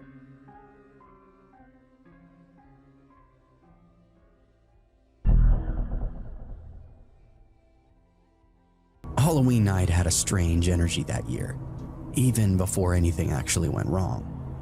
It was almost the way the air carried that sharp bite of fall, the way every porch light seemed dead, making more shadows than actual light. My little brother and sister were thrilled, faces painted, plastic pumpkins swinging from their arms, darting up the driveways with that sugar rush excitement only kids can muster up. Me, I was 19, way too old to be out here, and yet here I was, carrying the mantle of the responsible one. My mom had asked me to tag along since Dad was working late, and she didn't trust the neighborhood enough to send the kids off alone. I graduated that year, supposed to be figuring college or a job out, something. Instead, I was walking 2 kids in costumes down the streets that I'd trick-or-treated myself a decade earlier. Now, don't get me wrong, I love them, I'd do anything for them. But being 19 and stuck babysitting on a Halloween night felt like one more reminder that I hadn't gotten my own life together yet. I felt my phone buzz in my pocket. A buddy of mine was close by, down one of the side streets. He had this little baggie for me, nothing major. I'd been looking forward to it all week. Just a quick handoff, maybe share a joint, nothing crazy, 5 minutes tops. The kids, they'll be fine. They had friends in their group, and every house on the street has a porch light glowing. It couldn't be any safer in my mind. "All right, you two stick to this block, okay?" I said, crouching down to look them eye to eye. My sister's vampire fangs had slipped down to where she grinned, and my brother was busy adjusting the mask on his cheap Batman costume. Both of them nodded back at me. "Don't go past that corner. I'll be right back." They didn't question it. Candy was calling. So they bolted off toward the next house, already comparing loot from their pumpkins. I slid down that side street, my steps quick to get this over with. I wanted nothing more than to just get baked. The noise of kids laughing, the porch chimes rattling would grow quieter with each yard that I passed. The street lights thinned out here. The glow of jack-o'-lanterns gave way to more shadows. It was amazing how fast the atmosphere would shift when you left that main drag. Just one block over and it felt like another world completely. That itch in me, the need for something reckless, something just mine, pulled me along though. I felt guilty, sure, but I told myself again and again it's not that big of a deal. I'll be back before the kids will even notice. My mom will never know. Nobody would except me, my buddy, and the weed. I spotted my friend near the end of the lane, leaning up against a half-busted picket fence with his hoodie pulled up. The street was quiet, the sounds of crickets were filling in the gaps between our words. If I'd known what was waiting in the dark, just beyond that fence, I never would have gone there. He handed me that little baggie like it was nothing. We barely had enough time to laugh about sneaking it past my folks before the brush beside us erupted. We never really stood a chance. Something exploded out of the shadows. He came fast, really fast, like he'd been coiled there waiting for the moment to strike. 1 second it was just us, leaves rustling. The next there was a full-grown man barreling right into us. He didn't yell words, he screamed, an animal shriek that ripped through me worse than the impact of his actual body, and the man sounded absolutely terrified. My friend hit the dirt, the baggie flying. I staggered back, arms up instinctively, and then his weight slammed into me again. His face was now inches from mine, eyes glassy, wild, pupils blown out wide. I couldn't even see the color around him. His mouth was foaming, spit sprang across my cheek as he clawed at my jacket. I shoved him, but he came back twice as strong. His fists weren't controlled punches, they were frantic. He scratched, he bit at the air like a rabid dog. My buddy scrambled up and grabbed the guy by the shoulders, trying to drag him back. For a second, I thought we'd actually get him off of me, but then the man twisted, swinging his elbows and catching my friend across the jaw, so hard that I heard his teeth clack. "What the fuck, man?" my buddy yelled, holding his face. I didn't waste time. I ran my shoulder into that guy's chest, shoving with everything I had. He stumbled backward into the brush, legs tangling up in the branches, and then just like that, he was gone. He disappeared so quickly it was as if it never even happened. I stood there trying to catch my breath. My hands shook as I looked over at my friend. Blood was trickling from his split lip, his hoodie ripped at the shoulder. "What the hell was that?" he said. I couldn't answer because there wasn't an answer. Then, more sounds hit us, screams. Not the wild animal screaming of the man, but the terrified broken sound of children crying out. Shit, my brother, my sister. Every ounce of blood in me immediately turned to ice. "Shit," I whispered, then I was running. We tore down the lane, shoes pounding the asphalt. I could hear my buddy behind me swearing under his breath, but all I could think about was those screams. Every second counted. Every step felt like I wasn't fast enough. My friend and I were pretty decent-sized dudes, even at 19. It took both of us, everything we had to get that dude off of us. My kids' siblings, they didn't stand a chance, and in my mind, they were already dead. We rounded the corner and I saw them, my siblings struggling in the man's grip. He had them both, arms like iron bands around their small bodies, dragging them toward a ditch that ran alongside the road. Their candy bags were overturned, chocolate bars and lollipops littering the ground. I screamed at him to let go, and the man didn't even turn his head. He snarled some kind of weird, awful sound, tightening his grip on my brother, dragging him down into the weeds. My sister clawed at his arms, her fangs clattering out of her mouth as he screamed out for me. I didn't think anymore, I just threw myself at him. We crashed into the ditch together. My shoulders screamed with pain as it hit the dirt, but adrenaline kept me moving. I grabbed fistfuls of filthy shirts, yanking him off my siblings, punching wildly. My friend was there too, swinging a rock that he picked up, smacking the guy across the back of the head. The man didn't stop. If anything, he got worse. He clawed at me, fingernails raking against my cheek. I felt the sting of blood, but I still didn't stop. I scrambled free, sobbing while my brother kicked the man in the ribs with the force of sheer panic. I told them to run, to get back, go. But they didn't. They hovered close, too terrified to leave me. The guy lunged again, teeth bared now, like he was gonna bite me. I ducked and drilled him in the ribs. It wasn't a lights-out hit or anything, but it was enough to check him. He stopped and actually gasped out loud, grabbing his stomach, acting human for a brief moment. For a brief moment he stood there, chest heaving, eyes bulging, drool and blood slicking his chin. His body trembled like he couldn't contain the madness within it.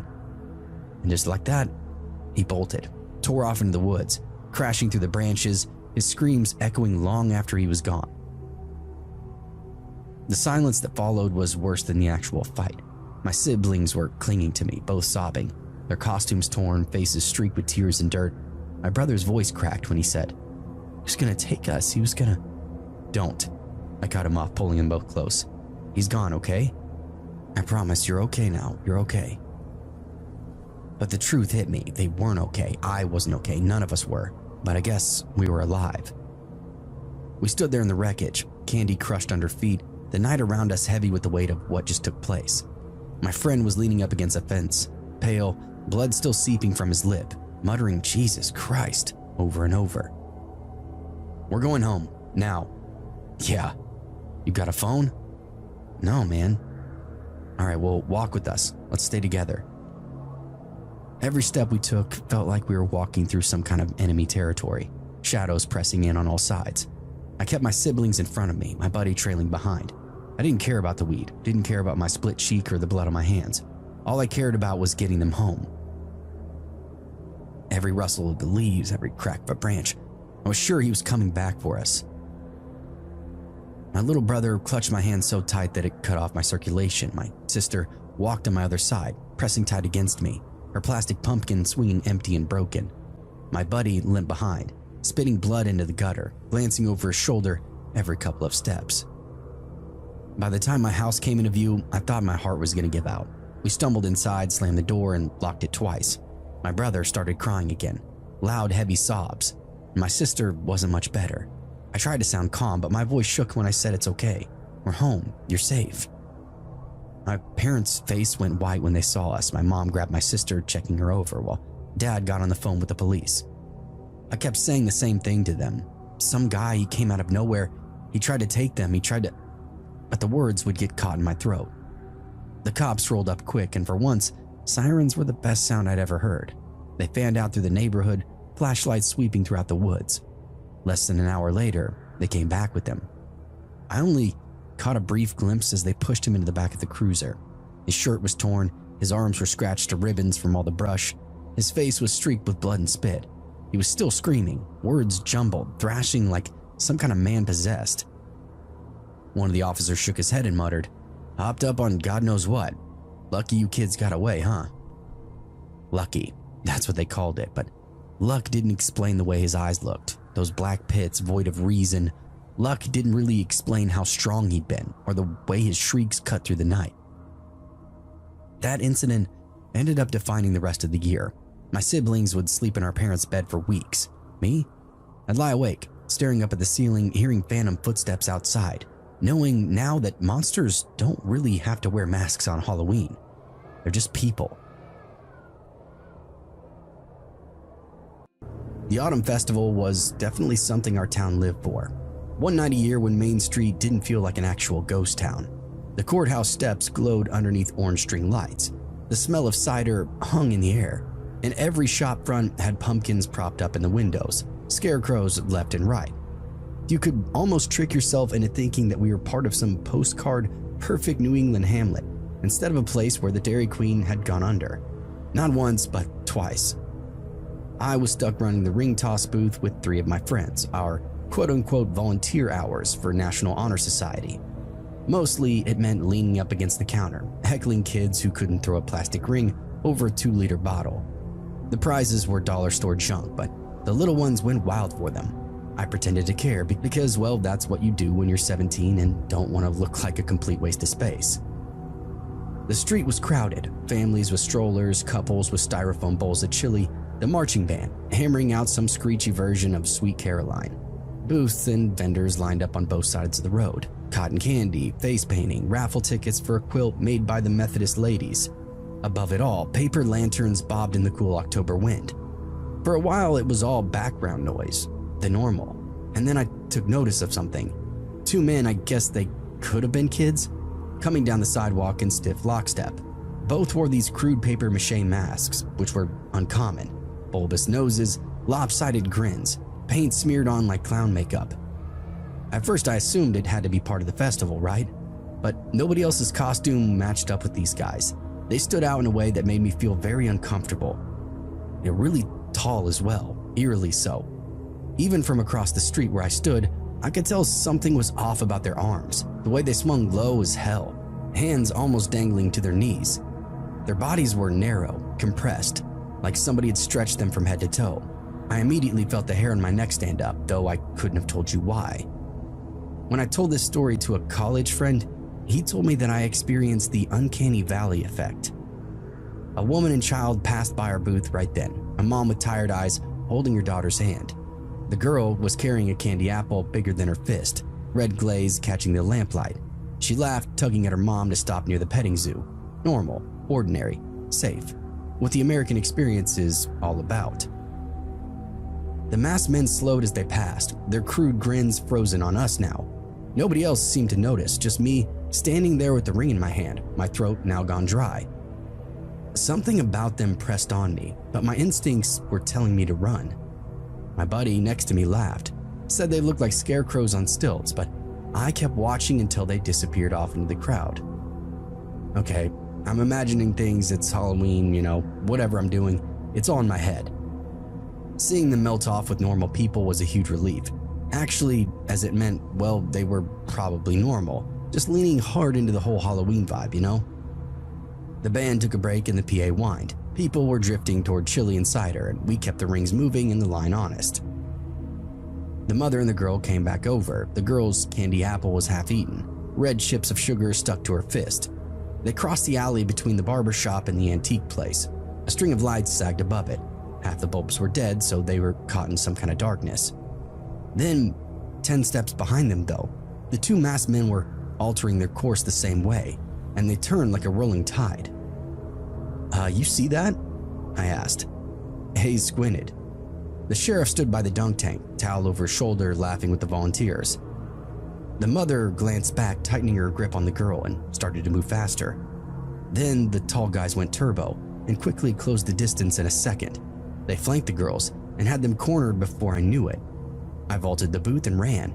I heard Hayes swear and then followed me. It smelled like candy and popcorn, which was comforting in the moment, but my body was running on pure adrenaline. It was this really weird contrast in the moment. They had the woman up against the wall, her arm across the child, one man leaning up close. When I got closer, the mask wasn't this sloppily crafted thing. It was smooth and chalky, hairline cracks spidering that painted grin. Not a single inch of skin was exposed anywhere, despite all the long, creepy limbs. "Hey, back off," I said. They ignored me. The second man shifted so he could block the view. Hayes quickly grabbed up a folding chair and made like he was going to take a swing.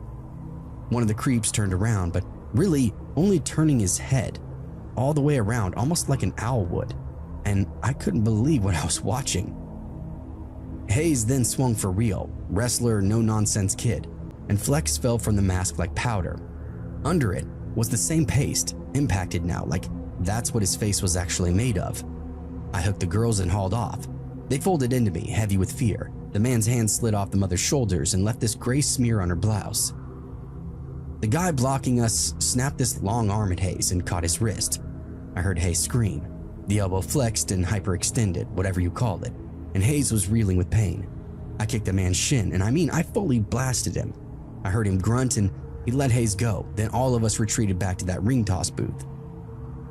We pushed back into Maine. The crowd turned toward the noise now. A dad in a ball cap ran up with his hands balled up. A vendor grabbed this metal ladle like a weapon. Our principal then charged through, palms out, barking orders. Soon, a little posse of defenders had formed and started to circle those two guys. The tall men moved in these short, rapid steps that ate up the distance quickly. It was almost like watching crabs walk. One of them hit the deputy who had sprinted over from the dunk tank. He knocked the officer into the bushes and then jumped on top of him, blows raining down. I was closest. I started to move in, which ended up being a big mistake. The second tall man slapped me in the ribs unbelievably hard. I can't even explain how. Pain then flared up and I doubled over. It was almost like getting hit with a brick. Hayes hauled me up and dragged me back to the booth, and the others cut in and circled. The little girl was now sobbing, and the mother kept whispering to her that it's okay. People flooded the alley and froze when they saw the faces. They didn't have weapons or anything. It was just how creepy they looked up close. People were calling for them to freeze, hold up, stand down, but nothing was getting through to them. They resorted to threats and still didn't get any kind of response. A folding chair then arced through the air, pinged off one of the masked men. The guy didn't stumble an inch though, and they moved toward the park end of Maine where the pines stood tall and dark. A plastic perimeter fence ran the end of the line, and the men didn't jump it. They slipped through the gaps, just off the ground, bodies flattening and sliding. The fence didn't make a sound as they passed through it. A deputy fired off into the tree line, a shot that cracked and vanished into the pines. Then, noise rushed back. A generator stuttered. People screamed. We couldn't believe this idiot had just discharged a firearm, but after seeing that, I guess I don't really blame him. The mother sank to the curb, cradling her baby. Her blouse had that gray streak that flaked when she moved. The sheriff took everything in and barked out orders. Cones went up, police tape, radios. He tried drunks in masks, and it sounded weak. The deputy had gotten beaten down and didn't make eye contact with anybody. The statements had come in, they were tall and local. They weren't human, the mask wouldn't come off. Somebody swore they heard a laugh and it sounded robotic, and others said there'd been no sound at all when they came in. It had everybody on this Men in Black thing for a while.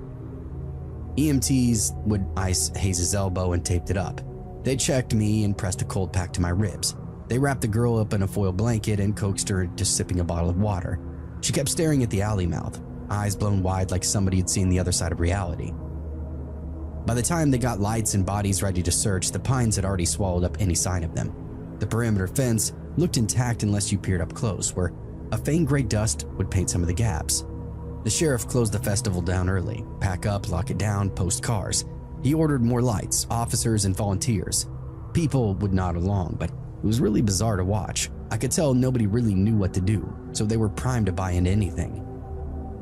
We left in groups, and I walked home with Hayes and some other kids. My ribs still kind of burned. Hayes kept rubbing his elbow as if checking whether the joint would hold up for him. At home, I scrubbed that gray from my palms until the water ran clean. There was a weird chalky smell everywhere that they touched me. To my knowledge, nobody ever saw them again. The town added patrols and light. The festival committee bought metal detectors. Nobody really knew why. The alley got a no loitering sign. People would try to call it a prank or a stunt, but I don't think it really stuck. Even the jokers walk straighter down the middle of the sidewalk now. Nobody wanted to get blamed for it. The sheriff stood in front of the courthouse steps the next morning, told the local paper it had been a couple of masked drunks, hopped up and looking for trouble. That was the official line, and he stuck to it. But everybody who had actually been there, the mothers clutching their kids, the dads who had charged in and been thrown aside, the high schoolers nursing their bruises, we all knew better. They seen the way those men moved, the way the masks cracked without coming off, the way the festival completely fell apart. Nobody said it out loud, but nobody bought the story either. And from then on, the festival committee approved floodlights at every corner. Volunteers would patrol, bag checks at the gates. Security tripled for every parade, every fair, and every market. And I guess, what else can you really do? When I was around 22 years old, I had a scary encounter while staying at a hotel for a job. Around 2010, I was working for a traveling photography group that took church directory photos. Each photographer drove separately from all over the place. So I was in Harlan, Iowa at the time. I was staying at a hotel along with other photographers who joined me. I believe there were 4 of us, 2 guys, a girl, and myself. One morning, I went down to breakfast and was watching TV in the hotel breakfast area. Someone was also down there nearby. A guy. When he looked at me, I said, "Good morning," as I do whenever I go, just to be friendly. He said it back and we just had a polite exchange. Something you would do with a stranger you never thought you would see again. He mentioned he was staying there with his team for a construction job. I go to leave and I say something very casual like, "Well, have a good one, see you later." And he said something like, "Could we hang later?" I didn't think anything of it and just brushed it off like, yeah, maybe. I don't remember if it was the same day or not, but as I didn't work until 11 a.m., I decided to go take a nap since I didn't sleep well the night before. We tend to work from like 11 a.m. to 10 p.m. give or take depending on the size of the church, etc. While laying in my room, I kept receiving phone calls to my room phone. I wasn't used to getting calls like that ever, so I just picked up. I would say hello, but nobody would answer. After a few times, I eventually just took the receiver off and placed it beside the phone so it would stop ringing. When it was time to get up and leave, I left my room and I saw the guy was there in the hall. I waved casually, still not thinking anything of it. He asked where I was going and I said I had to go to work. My friend then showed up, one of the female photographers, and I went with her to her car as I was going to ride with her to the church. I told her about getting strange phone calls and she mentioned that she did as well. Later that night, there was a thunderstorm. My photographer group and I stood by the hotel lobby door watching the lightning. It was thundering and extremely dark. There were chances for tornadoes, so we were keeping tabs with each other. Eventually, I go to my room for the night, and I hear a knock on my door. I didn't really want to answer it. However, I did, cracking the door to see who it was. It was the guy. He talked about how I said we could hang out, and I told him I was too tired after working all day long and I needed to sleep. I then shut the door. Now, I can't remember if this was the next morning or still night, but I recall him knocking again, but I wouldn't answer. I pretended to either be out or sleeping. I called my mom and started talking to her. I told her what was happening, and although I was scared, I almost acted like I wasn't when speaking with her. Then suddenly, I had a weird feeling. I whispered to my mom, "Mom, hold on a second. I need to check something." I then tiptoe as quietly over to my room door as possible. I look out the peephole and I see him. I then see him turn his head to my door as if he was listening for something. My heart started to race. I then saw him move to the side. You know how the wall sometimes goes in for the doors, so there's like an indentation in the hallway for each room? Well, he goes to the wall away from the room that juts out. I think he thought he was hiding because he tried to lean his head around the corner of the jut out portion as if he was listening for something. I walked to the furthest side of my room quietly and whispered to my mom about how I'm scared. I called the front desk to complain like my mom suggested. I can't remember if I also texted my friend or called her, but she also complained to the front desk about the various phone calls she received. Eventually, we were given new rooms, and the construction group manager was told by the hotel about one of his guys, and that creepy guy was told to stay away from us. I even told some of the church people about that situation, and they all said if we needed to stay with them, we could. All very nice, but still strangers to me, and I didn't trust anyone at that point. I'm not sure what happened to him, as I didn't see him after that.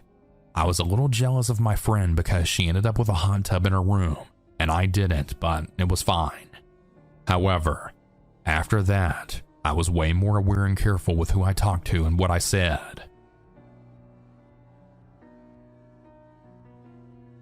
I'm a 31-year-old female states away from home on a business trip. About an hour ago, around 8:30 p.m. here, I had just gotten back to my room from a work dinner. I heard shuffling in the hallway and peeked out of the peephole. I saw a figure seemingly outside the room to the left of mine, looking outward. They were knocking the lighting and said twice quickly, "Hello, hello?" Then it sounded like the door opened and closed. I was like, okay, they must have forgotten what room they were in or something and someone let them in. I walk back to the main part of my room and I hear shuffling again. I look out again and see a figure. Can't really make out what the person looks like, but I see them on the other side of my room this time. And again hear light knocking and, "Hello, hello?" Now I'm starting to get a weird spidery sense of like, what the hell's going on here? I see the figure leave and think, okay, that was really weird. Then I again start hearing shuffling. I start walking toward the hotel room door and hear a light knock on what sounds to be my room door yet again, and I hear, "Hello, hello?" And immediately after someone attempts to open my door. Thank God I had the cross latch pulled over, not the deadbolt though. My heart stopped as I stood there and watched the door hit the latch and fall back shut. I called the front desk and informed them that someone had just tried entering my room and I'm not staying with anyone. The front desk attendant just replied back with, "That's really strange. I don't have any housekeeping up there." To which I replied, "Okay, well, that's very concerning. Can you please send someone up to check around?" The attendant then replied, "Well, there's no manager on duty." To which I asked if I should call the police instead because I was very worried, as I then started to cry a bit. She then replied that I should definitely do what I thought I needed to do. I hung up and cried for a bit, not really sure what to do. I didn't want to ask for another room because I'm too scared to leave now. 10 minutes later, the hotel phone starts ringing. I was honestly feeling really scared to answer, but I did. It was the front desk attendant, and she said the police were going to be coming to my room and she didn't want me to panic when I heard someone knock on my door. I said okay and hung up. I just sat there and thought, how do I know if this is legit? Whoever tried to access my room had a key, otherwise how else would the door have actually opened? A few minutes later, as expected, I heard a knock. I looked out the peephole and saw 2 male officers. I didn't ask to see their IDs, which in hindsight probably would have been the smart thing to do, but I was so shaken up and not really thinking. I opened the door and they asked what was going on. I told them all that I explained above. They said it was good that I had the cross latch pulled over because the door would open if not. I then responded, "It's a hotel. What do you mean? What's the point of the access card then?" And wiggled the handle. We were in the hallway talking with my door open just for context. Then they took a pause and were like, "Oh, it automatically locks?" Again, I'm like, yeah, it's a hotel." So then they had me shut the door and open it with the key to test it. Sure enough, it didn't open without the access card. They then said that it was probably housekeeping. I then responded that the front desk attendant told me there was no housekeeping up there when I called. Plus, it was 8:30 p.m. Why would housekeeping be coming by at that time unless I had requested someone to come by? Plus, I noticed housekeeping had already been done during the day because my trash was emptied and the dirty towel was gone. They immediately told me that they thought it was housekeeping and not to worry, but if anything else happened or I felt unsafe to call them. They also said that if I wanted to change rooms, they were sure the hotel would accommodate this. I said okay while crying, and they left. Now I'm sitting in my room crying, laying under the covers of my clothes. I'm sure I won't sleep tonight. I'm also too afraid to change rooms because I don't want to leave this room. I have the cross latch pulled over and the deadbolt locked. I mean, I think I'm safe. Am I being paranoid? Was it probably really just housekeeping? Should I be doing something different? Update. I'm home safe and promptly came down with a nasty bug, slowly crawling out of it.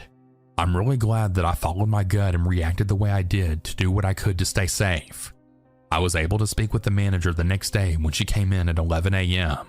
Unfortunately, the response from her was really disappointing, just like the night shift front desk clerk and the morning shift front desk clerks when I checked out.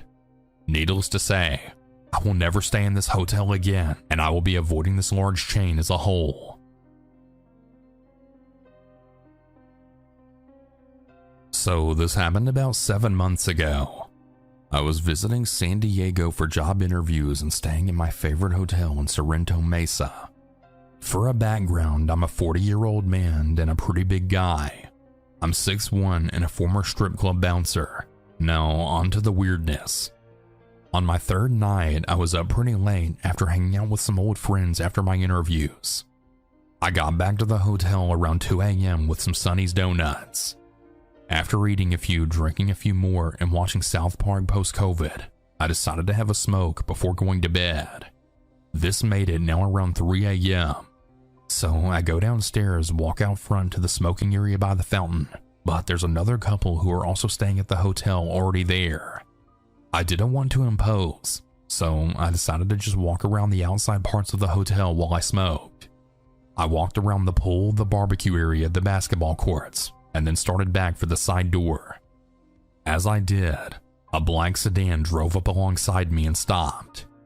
The window rolled down and a tiny Asian woman asked if I knew how to get out of the parking lot and back to the street.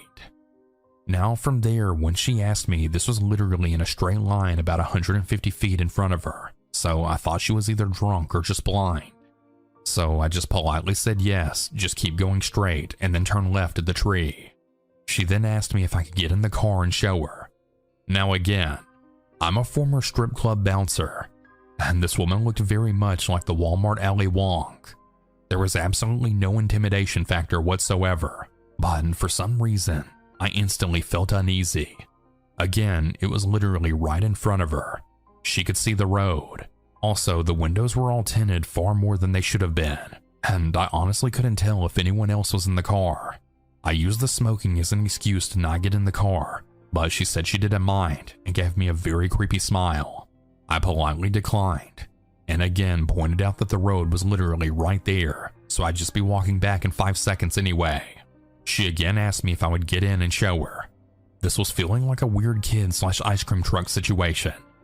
I mean, guys, really, how often do decently good-looking women just drive up and ask you to get in their car at 3 a.m. in a hotel parking lot? I mean, how often does anyone ask a big bearded guy to just hop on in the car under these circumstances? Nothing about this was right. Again, I politely declined as I finished my smoke. and was luckily already standing right at the hotel side door when all of this started, so I just went in. The woman just drove off as she rolled up the window, right exactly to the exit she asked me to show her to.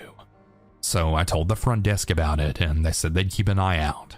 But I'm quite sure nothing was ever done or came of it. Just one of those things that really makes me wonder, what the hell did she want me in the car for so badly? A pretty man I'm not, so it had to just be some kind of scam. I just wonder exactly how much danger I was really in. When I first moved to New York City, I thought the hardest part would be finding an apartment. Turns out that was the easy part. The hard part was learning how to survive here, how to blend in, move fast, speak up, and not let people take advantage of you. And especially as a young woman. I'm 23 years old and I had started working at the Madison Hotel 3 months ago. It's a medium-sized place tucked in between office buildings and coffee shops in Midtown. Not fancy, but not cheap either. It gets a lot of business travelers, tourists, and sometimes people who look like they have money but don't act like it. My job is at the front desk.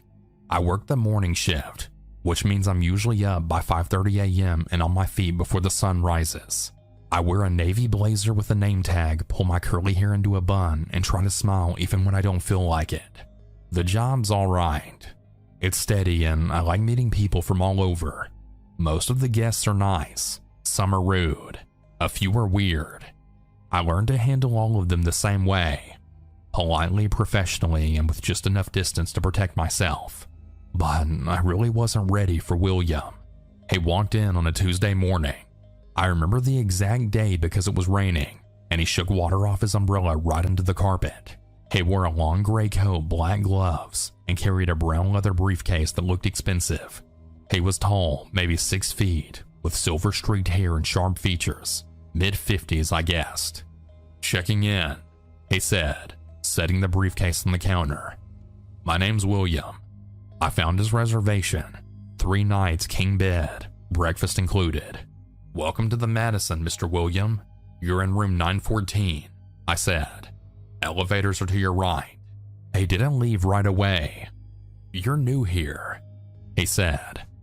I blinked. I am. I just started recently. You're doing great, he said, smiling. It's nice to see a friendly face in this city. I thanked him and went back to typing. He finally took his keycard and walked away. That should have been it, but he came back down later that day asking for recommendations. Restaurants, museums, places to escape the noise. I gave him a few suggestions. Again, he lingered. The next morning, he brought me a coffee. I thought you might need this, he said. I was surprised. Guests didn't usually do that. I thanked him, though something about it made me uncomfortable. Still, I didn't want to be rude. Each day after that, he found a reason to come to the desk. Sometimes he asked about the weather, sometimes he just made small talk. He always tried to turn it personal. You from here? Got a boyfriend? What do you do when you're not behind the desk? I kept my answer short. He didn't take the hint. By the third day, he was waiting in the lobby in the mornings before his meetings. He would be reading a paper, watching people, and watching me. I really like watching people, he once told me. You can learn so much about them just by observing. I smiled tight-lipped. Is that so? Sure, he said, sipping his coffee. I've already learned a lot about you, Jessica. That made my stomach twist. I told my coworker Maria. She wrinkled her nose. That's not normal, she said. Please be careful. When William checked out the 4th day, I breathed easier. He came to the desk, suitcase rolling behind him.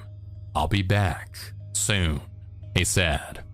I hoped he was just being polite. I was wrong. 2 days later, he returned. He wasn't a guest this time. Just walked in and stood at the counter. Hi again, he said.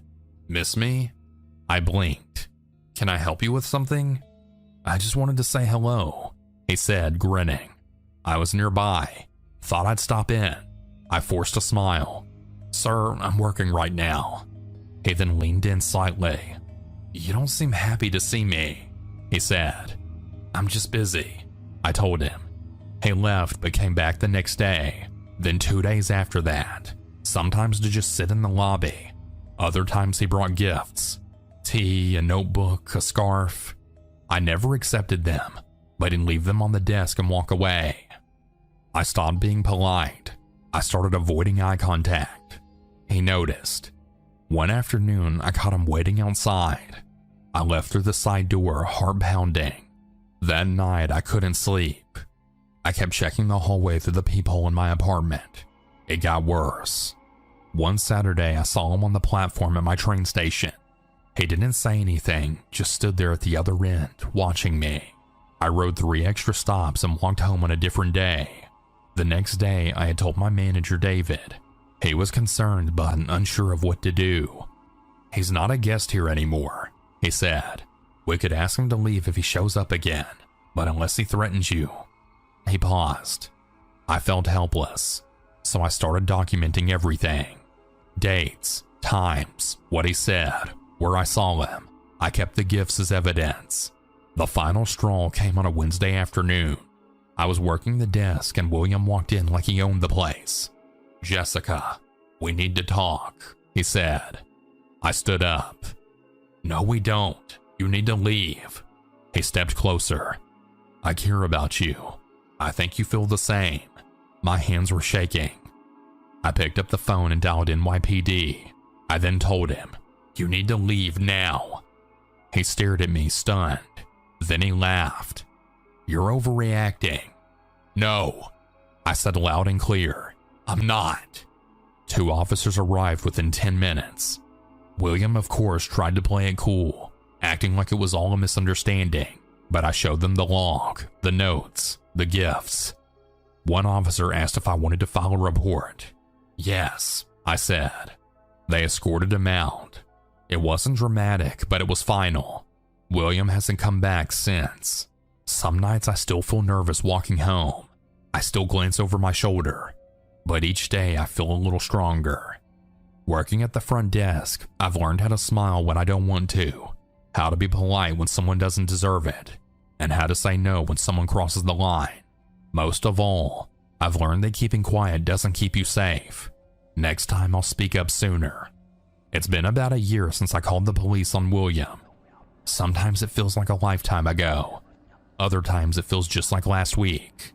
I still remember his face, the way he looked at me like I was something he owned. That look still shows up in my dreams. But life is better now, a lot better. After everything that happened, I decided I needed a change. I quit my job at the hotel 3 months after the incident. I couldn't sit behind that front desk anymore. Every time the doors opened, I felt a jolt of fear. I'd scan the lobby for him. For weeks, I kept expecting him to come back. He never did, but the fear stayed with me. Quiet, heavy, sitting in my chest like a stone. I moved apartments too. Nothing fancy, just a small studio in Queens. I like it there. It's quieter and my neighbors are friendly. There's a little grocery store around the corner and a park where I walk in the evenings. It's really peaceful in a way Manhattan never was. I started seeing a therapist after I moved. At first, I didn't really want to go. I didn't think I needed it. But talking to someone really helped. I realized I was still carrying so much fear, anger, and shame. She told me that none of it was my fault, and I think finally I believe her. I now work at a bookstore. It's a small place locally owned with warm lights and shelves that go up to the ceiling. The owner, Dana, is kind and funny, and she treats me like a person, not just an employee. I get to help people find stories they'll love. I get to talk about books, drink tea behind the counter, and feel safe, and I never have to wear a name tag again. Sometimes I think about who I was back then. The girl behind the front desk trying to stay polite, trying to not cause trouble. I really wish I could go back and tell her that it's really okay to speak up. It's okay to protect yourself. That being nice to someone doesn't mean you owe them anything. I still check over my shoulder when I walk home. I keep my phone in my hand. I double lock my door every night. That part of me might never go away. I've accepted that. But I'm not scared all the time now. I'm stronger. I'm more careful, yes. But I'm also more sure of myself. I know what I will and won't allow. I know how to set boundaries. And I know that if anyone ever tries to cross them again, I'll be ready. William took something from me. A sense of ease, maybe. A bit of trust in the world. But he didn't take me. I'm still here. I'm still living. And finally, I feel like I'm in control of my own life again.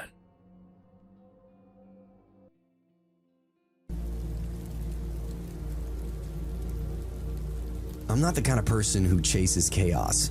I like schedules, clean bathrooms, defined plans. But my husband Barry's a little looser with things.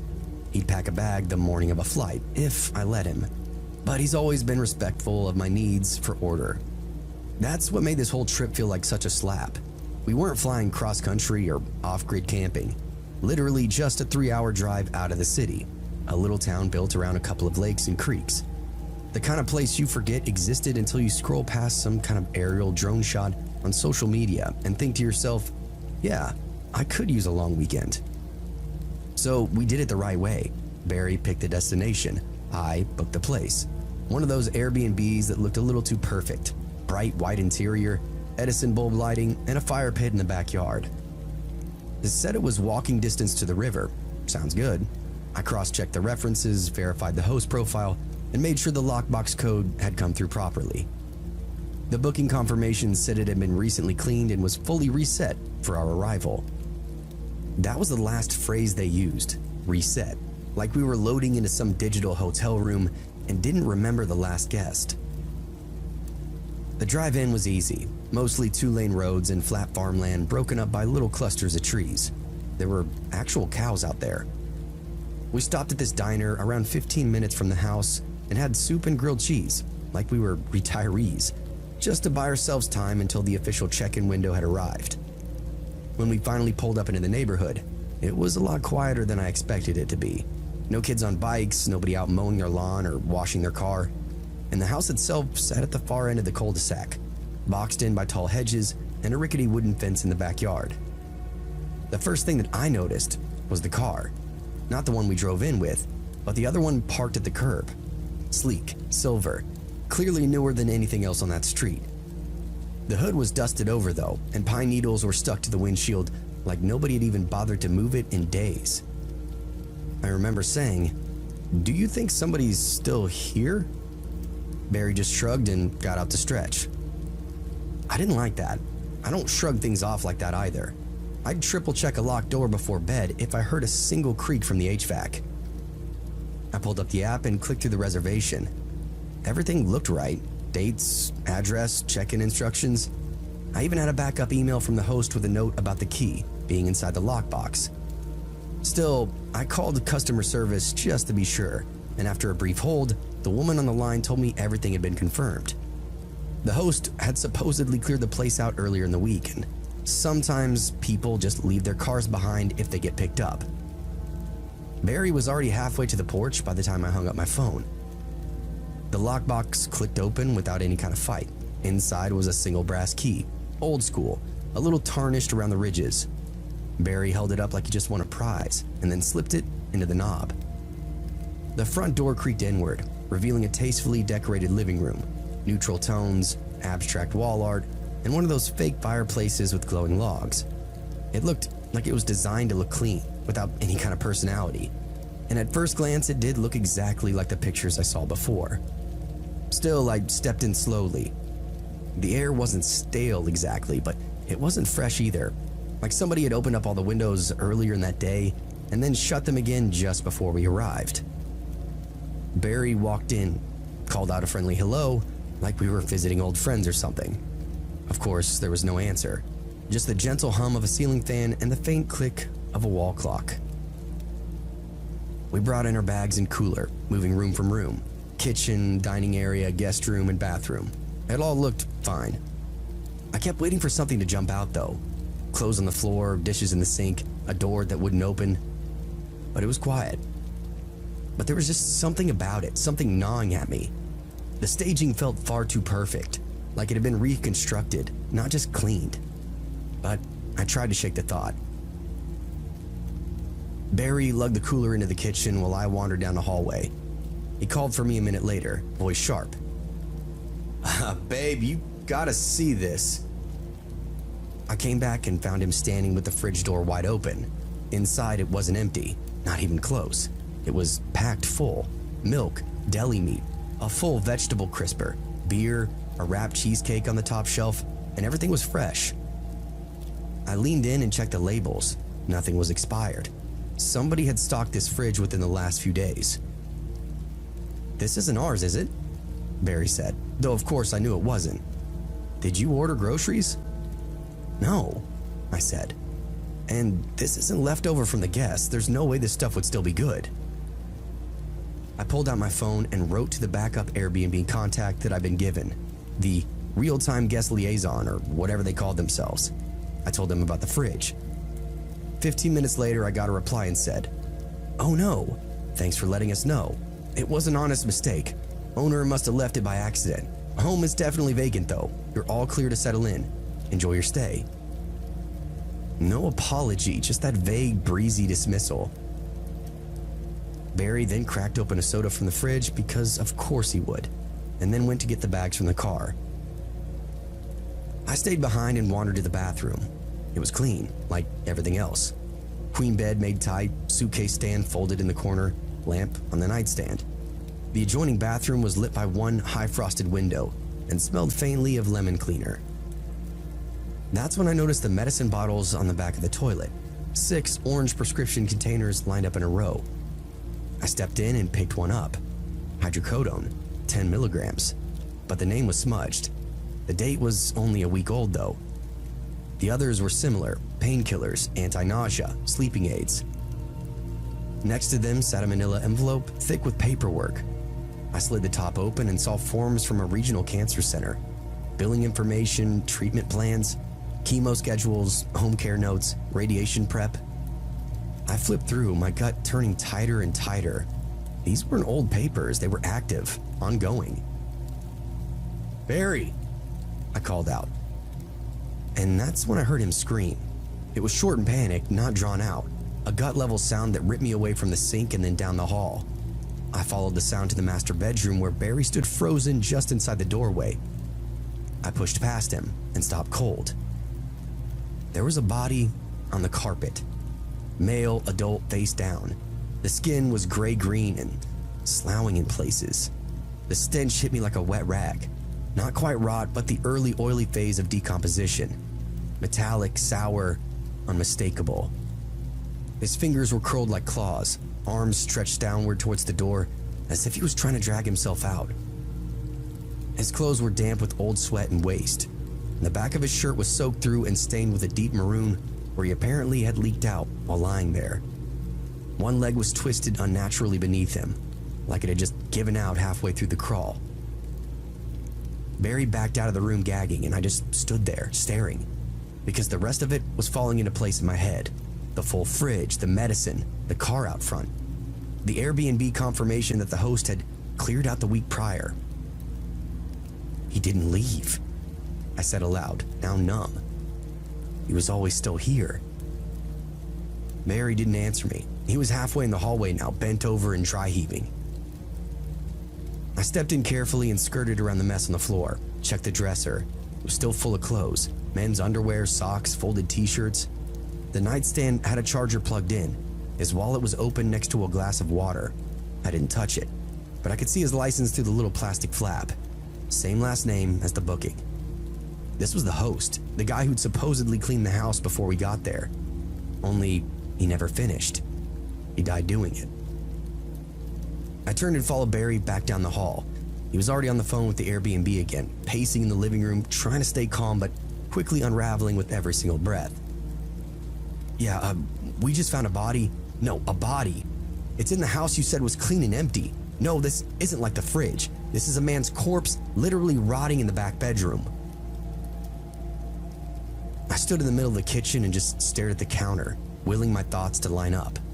The fridge, the prescriptions, the car, the fact that somebody approved our stay without ever even physically checking the property. The fact that we've been dismissed twice by customer service people who clearly didn't verify a fucking thing. There was no malice or conspiracy, just negligence, the kind that gets people hurt. The police showed up maybe 30 minutes later. 2 cruisers, no lights or sirens. The first officer to enter took one breath inside the master bedroom, then doubled back with a hand over his nose. They asked us to step outside, so we stood by our car in the gravel drive, while a paramedic team suited up to examine the body. I think Barry smoked 3 cigarettes in a row and didn't speak the whole time. I just stood there holding my phone, staring at the unread messages piling up from the Airbnb rep, who suddenly had gone very quiet once the words police and dead body were mentioned to them. An older detective arrived not long after, lean and very deliberate, gray mustache and mirrored sunglasses. He spoke to me first. "Do you know the deceased, ma'am?" he asked me. "No," I said. "We were renting the place. He was supposed to be gone. The company told us the house had already been cleaned and the owner had vacated the property." He raised his eyebrow. "You ever been here before?" "No." "You touch anything?" I hesitated. "I moved some papers in the bedroom. They look like treatment forms for cancer." He made some kind of note, and I watched his team bring out the body in a zipped black bag, the outline barely resembling the man that we found face down on that carpet. The smell didn't disappear. It seemed to hang over the driveway like smoke itself, a smell that would soak into our clothes, into our luggage, and into our memories. They questioned Barry next, and his answers seemed to be shorter than mine, or clipped. They asked us to give a formal statement at the station, but they could also tell that we were shaken up, so they offered to let us go after taking photos of our IDs and then verifying our reservation. We left, and the detective said something strange before we did. We had no reports of this man missing, no wellness checks, nobody called. As far as anybody's concerned, he was still alive until you opened up that front door. I nodded but didn't say what I was thinking. He probably had nobody left to check on him. We drove to the nearest Super 8, about 15 minutes outside of town. The lobby smelled like disinfectant and vending machine coffee. Barry didn't say anything until we were lying in the stiff queen bed with the TV on mute and our shoes still on. "What if we hadn't gone into that room?" he asked. "What if we just spent the weekend there? Slept next door while he was rotting down the hall?" I didn't answer because I already knew. The next morning, I got an email from the Airbnb apologizing for the inconvenience and assured me that the matter had been escalated to the safety response team.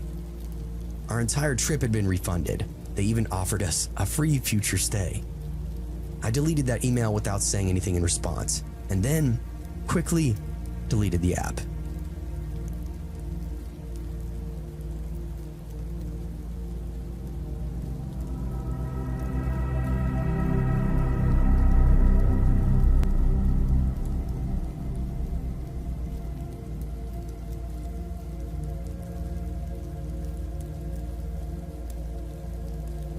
I flew out for a tech conference, but if I'm being honest, the real plan was to stretch it into a little coastal vacation. Conference stuff was 3 days long, but I took 6 off total, with the back half of the trip wide open. No meetings, no emails, just sun and some space. It was February in New York, and I was sick of stepping over black slush and dodging subway coughs. I needed a reset. The Airbnb was a modern bungalow just outside of LA, Venice adjacent, they called it. Little house tucked between bigger ones, right near the beach. Photos showed some hardwood floors, a full kitchen, sleek appliances, one queen bed, and a desk by a picture window. I figured it was the perfect base. I'd hit the panels and break out sessions, maybe network a little, then disappear into the boardwalk crowd and get a few drinks, talk to some women, hubba hubba, maybe take 1 or 2 back if the vibe was right. When I landed at LAX, everything ran smoothly. The Uber picked me up at the curbside. Nice driver, knew the shortcuts. The check-in instructions were detailed and easy. Lockbox by the side gate, code included in the app, key inside. I got in around 2 in the afternoon. The place looked just like the photos, clean, bright, and smelled like fresh paint and citrus. I unpacked right away because I always do that. Call it compulsive, but I like knowing where my stuff is. I had a roller bag and a backpack, both of which I emptied into drawers and closets within the next 10 minutes. My laptop and camera went on the desk. My wallet, keys, and conference badge landed on the kitchen counter. I noticed there was no other personal clutter, no toothbrushes, no coats hanging near the door, no signs that anybody lived here. But that's the way I like it. I mean, I'm renting the place, not borrowing somebody's house. Those next few days were pretty normal. I hit the conference early, came back late, slept like the dead. I took a few photos of the beach at sunset, even got a few compliments on my camera gear. But on the third day, once the conference was almost over and my schedule loosened up, I started noticing these little things. Doors ajar that I already closed, stuff out of place. I quickly told myself that I was imagining it, but I wasn't. Something was not right in that house. I started with the bathroom door. I remember closing it after my shower, habitual, because I didn't want the steam to escape. I had some shirts hanging in there. But when I came back later that night to brush my teeth before bed, it was now standing wide open. Not halfway, not nudged open. Open, fully. I chalked it up to some kind of draft. The place did have a lot of windows, and I'd had the front one cracked earlier, so that had to be it. But then it was the bedroom closet, and I never used those things. It was too easy to forget things in a rush. Still, one morning after a walk on the beach, I came back and noticed that bifold door was pushed in slightly, like somebody had just slipped in to grab a jacket. I didn't even want it open at first. I just stared at it for a while, then slowly pulled the doors apart. Nothing inside, just my luggage, zipped up and right where I left it. But all of this had started to get in my head. That night, I found the peanut butter jar sitting out on the counter, lid open, spoon right next to it. I hadn't eaten any. I hadn't even touched the thing since I unloaded my groceries. And that's when I got the feeling. The one that you get when you know, not think, know somebody's been in your stuff. The next day, I took photos of everything before I left. Wide shots of every room, time-stamped as well. I even arranged a few things in deliberate ways. A folded dish towel on the oven handle. My charger coiled up just so on the nightstand. I went out for lunch and checked the photos when I got back. Sure enough, the towel was now different, sloppier. The charger was uncoiled and rewrapped in this totally different loop. The peanut butter jar was now in the pantry, not the fridge. I stood in the kitchen for a long time, and the silence was wrong. The kind of silence that waits to be broken. Not peaceful, but expectant. Like I wasn't supposed to be there, or maybe like I wasn't alone. That night I took a lot more drastic measures. I set my phone on the entry table and aimed it straight at the front door. I propped it against a stack of coasters, set it to record video, and made sure the battery was at 100%. Then I opened the app and ordered an Uber. I had no intention of going anywhere. I just needed to make it look like I had. When the driver pulled up, I walked out, locked the door, and climbed in. I asked him to take me around the block and then drop me back on Pacific Avenue. He didn't ask me any questions, and I tipped him extra and then waited until he turned the corner before looping back to the house on foot. My heart was racing. I cut through an alley and crouched behind a neighbor's hedge until I had a clear view of the street. There was a car in the driveway that had not been there before. Dark blue SUV, nondescript, no plates on the front. I took a photo of it just in case. I approached the house slowly. The front door was cracked open. I stood outside for a few seconds just listening. Then, I pushed it open and stepped inside. The first thing I heard was movement, soft, unhurried footsteps in the back of the house, then a cupboard opening. I stayed low and moved fast, following the sounds to the kitchen. A man stood there, rummaging through the fridge, middle-aged, wearing a plain white hoodie and jeans. His hair was thinning, face puffy, like he hadn't slept in a while. When he turned and saw me, he froze like I just hit him with a spotlight. "Whoa, whoa," he said, hands half raised. "You scared me, man." "Who the fuck are you?" I asked, not yelling, just flatly. "I'm the owner," he said quickly. "It's my house." "No, it's not," I said. "Not right now. I have a reservation through Sunday." "Right," he said, nodding. "I know, I left some stuff here. I figured while you were out. I didn't mean to scare you." "Bullshit," I responded. "You've been here the whole time." He stepped toward the door casual. "Look, man, I didn't touch anything, all right? I was just grabbing a few things." "Don't move," I said to him. "My phone's been recording the door since I left. I saw your car. You've been coming and going." He hesitated, and I watched his face change. The mask slipped for a second. Not panic, but calculation. He realized that I wasn't buying his story. He also realized that I wasn't just going to let him leave. I pulled out my phone and hit the call button. "Calling the cops." "Hey, come on," he said, trying to sound calm. "That's not necessary. I'm not dangerous, I swear. This is my place, man. I just thought I could come by while nobody was home. I didn't think you'd be back so soon." "You went through my shit." He looked away. "I'm missing $500 for my luggage, and I know it was in there." His hands tightened at his side. "And if I go check right now," I said, "am I gonna find my laptop in your bag?" I didn't get an answer, just that faint buzz of tension in the air, like we were two wires pressed together, waiting to spark. He then dropped his head and muttered, "Look, you don't need to call them. I'll give it back." "I already called." He swore and spun around like he might bolt, but the front door was behind me now, and I'm not moving. A few minutes later, the cops showed up and I showed them the video of the phone, and the guy just stood there looking deflated. They went through his bag and found my laptop wrapped up in a sweatshirt, plus the small wad of cash.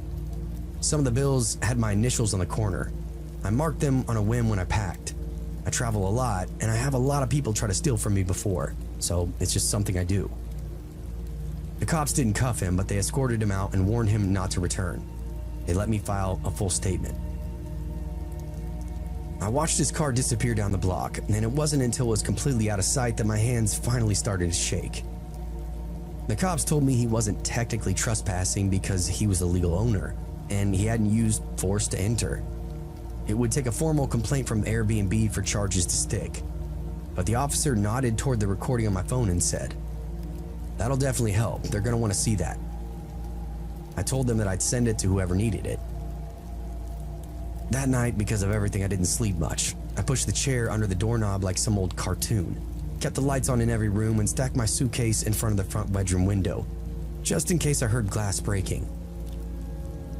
I waited for the sound of tires on gravel, the glint of that blue SUV pulling back into view, but it never came. I called the Airbnb first thing in the morning, walked them through everything that took place. To their credit, they didn't fight on anything. The woman I spoke to sounded young but serious enough. She asked for the video, the photos of the car, and the copy of the police report, which I emailed over that afternoon. By the end of that day, I had a full refund. They also added credit to my account and sent a follow-up message saying the host had been permanently suspended. Apparently, this wasn't the first time they'd gotten complaints about him. "We were already reviewing his activity," she told me. "I'm really sorry it took something like this to push it over the line." So am I. I stayed that last night of the trip in a boutique hotel closer to downtown. It wasn't fancy, cramped room, barely enough space to turn around in the shower, but the key card worked and nobody crept through my kitchen while I was gone, so that's good, right?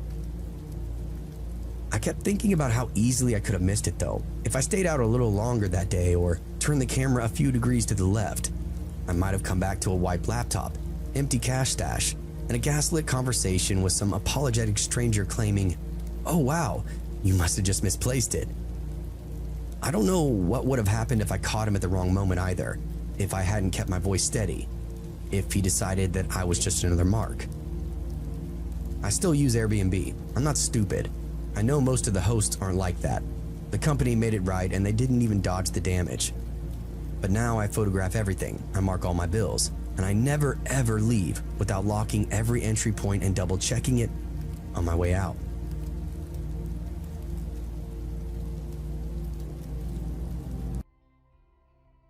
I've lived alone for most of my adult life, not by some great design or a tragedy, just by default. No kids, no ex-wife, not even a dog. I had a job that I didn't hate, enough friends to keep me from going completely nuts, and a few hobbies that would pass the time. The rest was just filler. If something needed done, I would do it eventually. Laundry, dishes, groceries, car maintenance. All of it existed on this weird clock of motivation that rarely lined up with logic. I kept the fridge mostly empty because I hated grocery stores. I hated cooking even more. Most nights I'd realize that I was hungry, hop in the car for a drive-thru or a pickup order. I knew every greasy spoon and every takeout window within a 10-mile radius. The place that I lived in was this squat little rental, just off a frontage road behind a rundown strip mall. 1 bedroom, no yard to speak of, blinds that were always crooked. It was quiet enough, which is all I really cared about. Never had any trouble with the neighbors. Never had any real sense of community either. Most nights I'd get home late, kick off my boots, fire up Hulu or PlayStation, and ride the couch into the early hours. Sometimes I'd scroll through dating apps or online auctions just to kill some time. I didn't drink much, never saw the appeal, and I never touched drugs. I was just lazy in a way that felt like it ran in my blood. The only thing I really stayed on top of was work. I wasn't passionate about it or anything, but it kept the lights on, paid my rent. I was the kind of guy who just did it enough to keep moving forward, even if that meant barely. The house was cluttered but not filthy. The car had its issues but still ran. I didn't owe anybody anything and nobody owed me. It was a very simple, low-stakes existence, and I'd gotten real comfortable living in that way.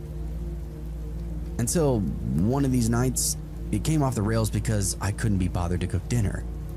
That night, I got off work around 9. I was wiped. I hadn't eaten anything since noon, and the idea of boiling water or even making a sandwich felt like a whole ordeal. So I grabbed my keys, called in an order to this hole-in-the-wall Chinese place I like, Paco Panda, out by the gas station. I picked something to stream while I waited. Some murder show probably. I just remember my stomach twisting up at the thought of sesame chicken. It was only a short drive, maybe 10 minutes. The place was mostly empty when I walked in. I paid, grabbed my bag, and thanked the lady at the counter, and went back to my car. The food smelled amazing. I remember turning the heater on full blast even though it was early fall. My idea of a food hack. I just wanted to get home, plant my ass on the couch, and eat straight from the cartons. I hit the first light coming out of the parking lot and came to a stop. Music was playing, Let's Go to War by the Murder Dolls, and everything was normal until I noticed movement off to my left. There was this old sun-bleached sedan pulling up beside me, engine rattling, windows down. I glanced over and saw 4 guys inside, early 20s maybe. At first I thought they were trying to get my attention about something, maybe my lights were off or I dropped my wallet or something. I turned my music down and rolled my window halfway. "What?" I called out to them. The guy in the passenger seat leaned out and yelled at me. "You look like you beat off to cartoons, bro." There was this beat where I really didn't react, and then it kind of clicked. They were just being dickheads. I don't know why, but I fired back something without thinking. "Is that something you know a lot about? You like cartoon cum time?" His face dropped, just for a second, but it was enough. Then the light turned green and I gunned it. I didn't expect them to follow me, but they did. They didn't tailgate me or try to run me off the road or anything crazy at first. They just stayed behind me, nice and steady. I took a few more turns trying to be sure they were. They matched every move. I pulled into this random grocery store lot and looped around to see if they break off, but they didn't. By the time I made it back to my neighborhood, my hands were sweating on the wheel. I considered circling the block maybe, trying to lose them, but I figured screw it. They'll get bored eventually, right? I pulled into my driveway and left the engine running. Their car rolled up right behind me and stopped in the street. 3 of them got out. The driver stayed put. I didn't recognize any of them. One was tall and wiry, wearing this ski cap even though it wasn't cold out. Another had a hoodie with the strings tied around his face now. The third looked like he had prison muscle, just thick and mean. They didn't charge at my car or anything, they just spread out, slowly walking around me, looking in the windows and muttering something to each other. I stayed in the driver's seat, clutching the steering wheel like a lifeline. My phone was in my pocket, but I hadn't reached for it. I didn't want to draw any attention. "All right, come on out, tough guy," one of them said. "Yeah, keep talking that shit," said another, tapping on the glass with his knuckle. I still didn't move. One of them kicked the driver's side door, hard enough to rattle me, and dented it, of course. Then they all laughed. They stood in my yard for maybe 5 more minutes, pointing at stuff, my trash cans, the porch light, my car, just taking stock of what they could fuck with. I expected them to key my doors, to slash a tire, or maybe worse, but eventually they got back in their car and took off without another word. I sat there for another 5 minutes before moving, just breathing, trying to calm down. Then I grabbed my food, went inside, and double-locked the door. It took me a while to eat. My hands were still shaking, but After a few bites and a few episodes of whatever was on Hulu, things started to settle. I actually started to feel a little stupid about it. Probably just bored kids looking for a thrill. Nothing too serious. By 10, I'd moved on to playing some kind of shooter online. The tension was gone, I was in my boxers, half a beer left on the coffee table, game controller in my hand, completely relaxed. That was at least until past midnight, and that's when I heard footsteps outside my house. Not distant ones, not from the sidewalk or the road. These were closer, on my driveway, slow, heavy crunches. I muted the TV and went to the front window, moving the curtain just enough to peek through. There it was, same shitty sedan, parked in the same exact spot, 3 figures moving up the path to my front door. And this time, they weren't joking around. Same guys, same car, same dead-eyed swagger, like they owned the night itself. One of them had something in his hand, I couldn't really tell what. Maybe a tire iron or a flashlight, but it caught the porch light weird and had this glint and shadow to it. I backed away from the window and locked the deadbolt, then the knob, then slid on the security chain across. My heart was thudding so loud it sounded like footsteps in my ears too. I didn't have a gun, never thought I needed one. I didn't even have mace. There's the kitchen full of dull knives and a vague sense of regret. One of the guys banged on the door, flat palm first and then with his fist. He barked at me to open up. "Come on, you tough shit. Come say what you said earlier." They pounded harder. The door was old, hollow core, rental grade garbage. It wouldn't last too long if they really wanted in. For a second I couldn't move. I just stood there in the living room in my socks, lights still on, beer going warm. My mouth was dry as chalk. I thought about calling the cops, but what would I say? 3 guys are outside being scary? I hung out with these rough kids growing up and I knew how that would go. They'd be gone before a cruiser even showed up, if one even showed up. I turned off the lights. In the dark, the panic sharpened. It made everything feel thinner and more fragile. I could hear them talking out there, louder now. One of them was trying the doorknob. Another stomped on the steps like a child throwing a fit. Then it went quiet. I crept inside the back bedroom. My closet door was open, and inside was something I haven't touched in years, this cheap-ass katana that I bought at the state fair back in high school. It wasn't sharpened, just some steel replica meant to sit on a stand. But it was heavy, long, and intimidating enough in the right lighting. I grabbed it, then opened up a plastic bin where I kept this old Halloween junk, pulled out the mask that I wore a few years ago, this rubber demon face with warped horns and sharp teeth. It stank of dust and plastic, but I shoved it on and made for the back door. I slipped outside, moving along the side of the house, keeping low. The grass under my feet was wet. My heart was still slamming in my chest. I inched forward until I could see the 3 of them again, still near the porch, looking pissed and confused. 30 more seconds, dumbass, one of them called out. Then we break your fucking windows. I didn't give myself any time to think or think twice. I charged. I came around the side of the house full speed, barefoot and wild, swinging the katana over my head like a lunatic. I didn't yell anything coherent, just a howl and this high and raw that ripped out of my chest. They all turned at once. I don't know what they thought they saw, a masked freak with a sword, barefoot and snarling, but it was enough. One of them screamed. The big one tripped over his own feet trying to run backwards, and they all scrambled back to their car, door slamming, tires screeching as they peeled off into the dark. I stood there in the yard until the engine noise faded, and that was the last time I ever saw them. After that, I started locking the doors earlier, got a motion light installed, even went and bought a real baseball bat, not for show. I still eat that Chinese takeout, I still live alone, still waste far too much time on the couch, but I don't really mouth off to strangers anymore.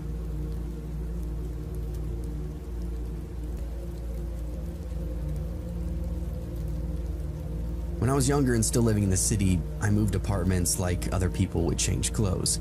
It wasn't that I was getting evicted or anything, they were just these super cheap places. Always a few in classifieds or easy to bounce between if your lease was up or if you didn't like the neighborhood anymore. I didn't own too much either, bed, couch, TV, some clothes, so packing up and leaving wasn't really that big of a deal. That lifestyle kind of fit me. Everything about it made sense at the time. I liked being close to the action. I liked that I could walk to a bar, hit a movie, grab food, all without needing to plan really anything. The last place that I lived before it all went bad was on the east side. right off this long boulevard that cut through a bunch of old brick duplexes. My apartment was a little bigger than the one before it. The floors were warped, the heater ticked all night like it was full of rocks, but it was mine. I moved in just as summer was ending. I remember dragging my mattress up the stairs and being drenched in sweat by the time I got to the top. There was this weird smell in the hallway too, kind of like old carpet with rotting fruit, but I figured I'll get used to it. You always do. The unit across from mine had its blinds drawn and a door scuffed to hell. I didn't think too much of it, just another tenant, right? The guy who lived there looked like he worked construction or maybe bounced at one of the bars. Shaved head, wide shoulders, sunburnt neck. He had a woman too, but I didn't really see much of her in the beginning. I just heard her. Well, I heard both of them. The fights escalated slowly, then all at once. First it was raised voices, then crashes and thuds. I'd lie awake on my couch with the volume turned up just to drown it all out, but it always cut through. Him yelling like a man possessed, her begging like she was already half defeated. Sometimes I'd hear her out in the hallway, crying, late at night when I got back from the bar. Just her voice echoing off that brick night after night. The cops came twice. I called both times. They never stayed more than 10 minutes. One time I watched the peephole, saw the guy standing shirtless in the doorway, arms crossed, just nodding while one of the officers asked him a few questions. The second time they didn't even get past the front door. It was like they had this routine: get in, calm things down, leave before the paperwork would start to pile up. I actually started sleeping with earplugs, but they didn't help. You can't drown out somebody being hit, and you can't unhear that slap, that wet, awful sound, or the silence that always followed it. Then came the night that I remember being the worst. It had been quiet for 2 days straight, and I thought maybe, just maybe, she finally left him. I got home around 7, made some pasta, and sat down to eat in front of the TV. Around 8:30, it started up again, a scream that cut through everything. And it wasn't just fear, it was panic, full body panic. I muted the TV, already standing up. He was yelling and stomping around. Then I heard something shatter. I heard her say, "Don't, please, don't do that again." And it sounded like somebody getting slammed into the wall. My wall. Didn't really think, I just acted. Grabbed my phone and called the police, again. I told them it's serious, that he actually might kill her this time. Somebody needed to come right now. They gave me the same answer as before. If nobody from that apartment called, their hands were tied unless I heard a weapon, whatever that meant. So I hung up and crossed the hall. No plan, just heat in my chest and a sick churn in my stomach. I knocked, no answer, just the muffled chaos inside. I pounded harder and the whole door rattled. This time it was ripped open and there he was. He looked taller in the doorway. He filled it even, shoulders so wide they cast a shadow far over me. His chest was bare, his stomach was heaving, and his face was soaked in sweat and wild-eyed with rage. His mouth was tight like he was chewing on broken glass. "What the fuck do you want?" he asked me. "Look, she's screaming, man," I said. "I already called the cops. Enough is enough." He stared at me, no blink, no twitch, and I realized just how close I was to him, only a few inches. I could smell the beer on his breath, the sweat soaking into his skin.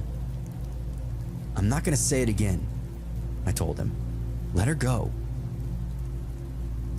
And that's when it happened. He didn't say a word to me, didn't shout, just grabbed the front of my shirt and yanked me so far forward that my feet left the ground. I slammed into the hallway wall. Pain exploded in my ribs. I tried to push him back to get some space, but the fist came down and caught me clean across the jaw. I saw white and dropped. He kept coming though. I scrambled and crawled backwards down the hallway toward my own door. He landed a boot in my stomach, and I coughed so hard that I thought my lungs were about to come up. He didn't stop either. Another punch caught me in the cheek. I hit the floor hard and rolled toward my door, everything spinning. Behind him, I just saw her, just a flash, standing in the doorway holding the frame, blood running from her nose. She screamed at me to run.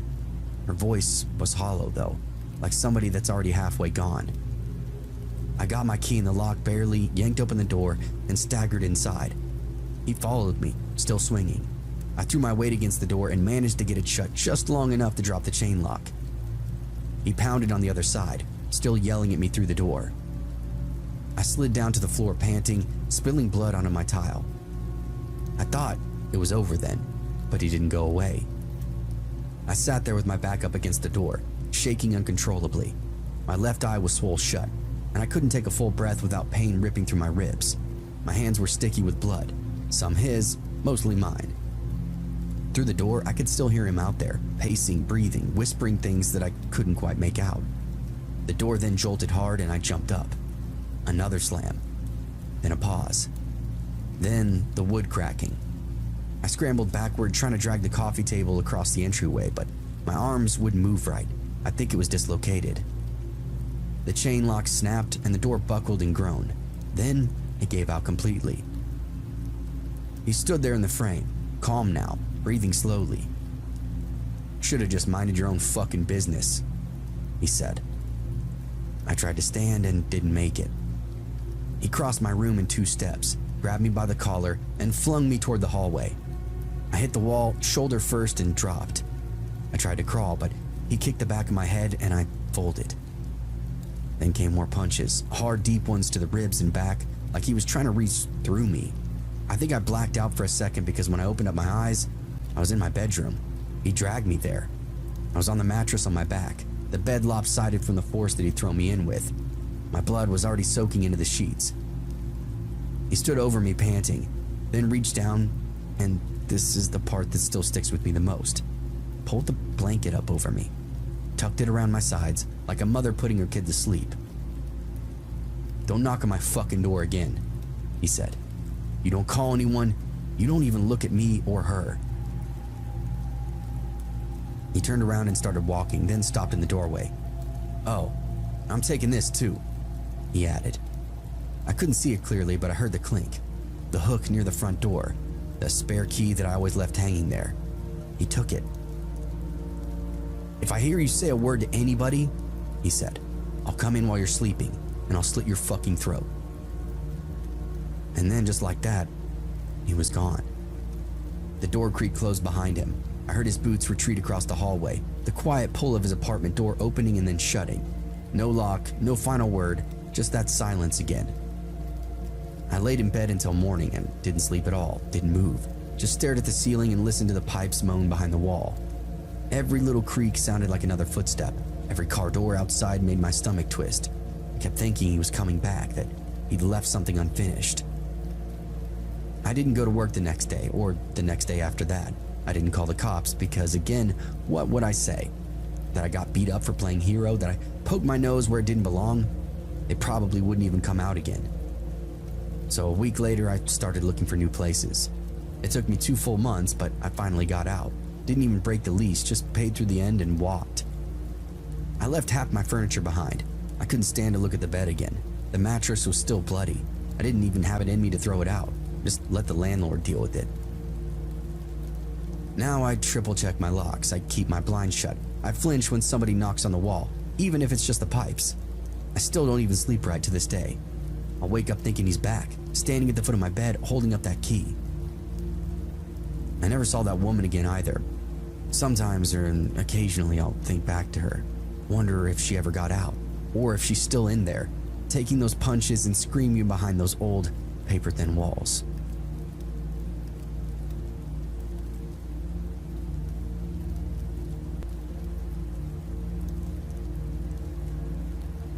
It was the spring of 1996. I was a 15-year-old American girl living in Pakistan with my grandparents. My family had been going through some difficult times back home in the US, and my mother, wanting to shield me from the turmoil, decided it would be best for me to live abroad for a while. What started as this temporary arrangement turned into something a lot more permanent by choice. I'd been in Pakistan since the age of 11, and over time, it truly began to feel like home.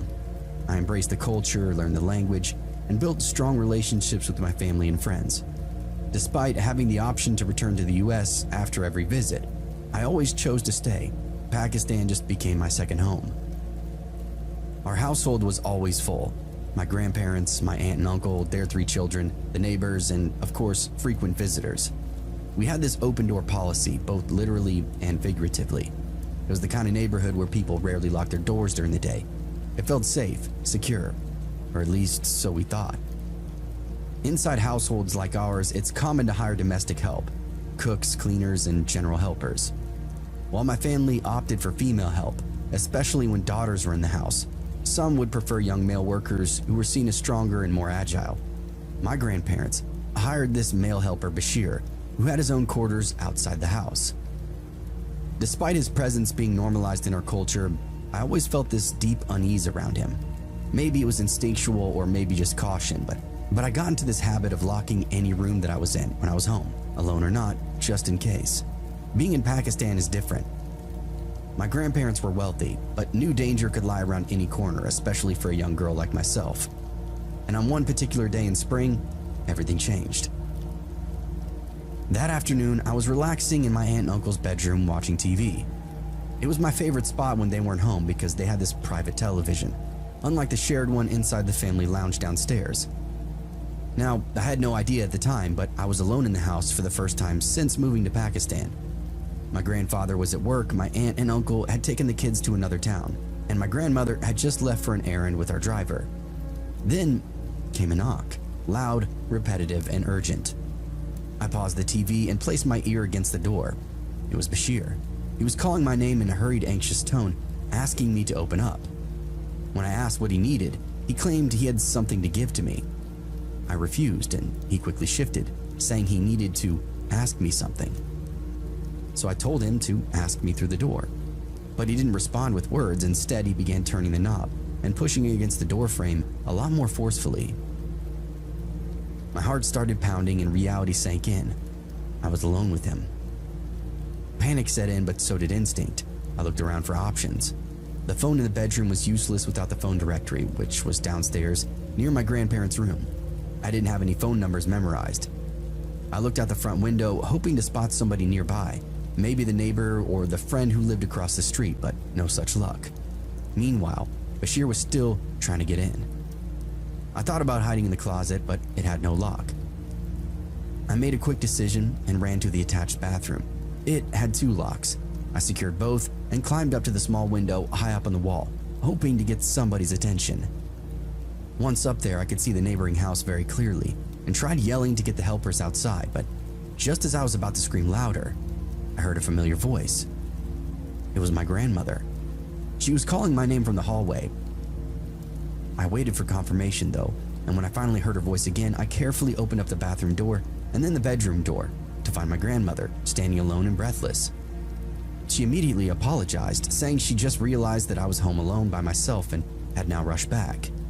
She and I both knew what a dangerous mistake it had been to leave me alone that day. I never ended up telling her what Bashir had done. I don't know if she saw him retreat from the door or noticed something was off, but I kept it to myself. The whole ordeal lasted no more than 20 minutes, but it was the most terrifying 20 minutes of my life. Feeling trapped, helpless, and vulnerable inside your own home was this brutal awakening.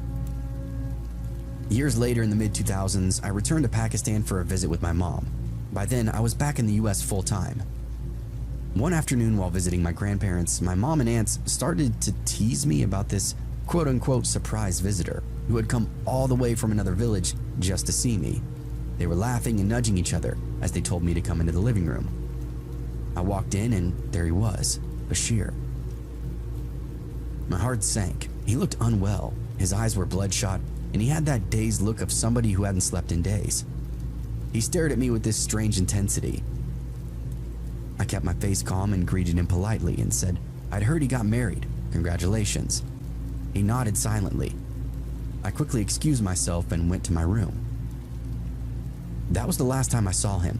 Even after all those years, seeing him brought everything flooding back to me. The fear, the panic, the knowledge that something horrible could indeed have happened that day. Now, I'll never know what his true intentions were, but my gut tells me that I narrowly escaped something awful. What he didn't know was that I wasn't some naive, easily fooled girl. I was a fighter. I'd grown up with 2 older brothers and had been learning karate since I was 6. My instructor actually used to call me Little Tiger, and if he would have managed to break through those doors, he would have met the tiger inside me. That day shaped me. It taught me about instincts, strength, and survival, and I've carried all that silently with me for years, but today, I finally speak it out loud. Thanks for listening.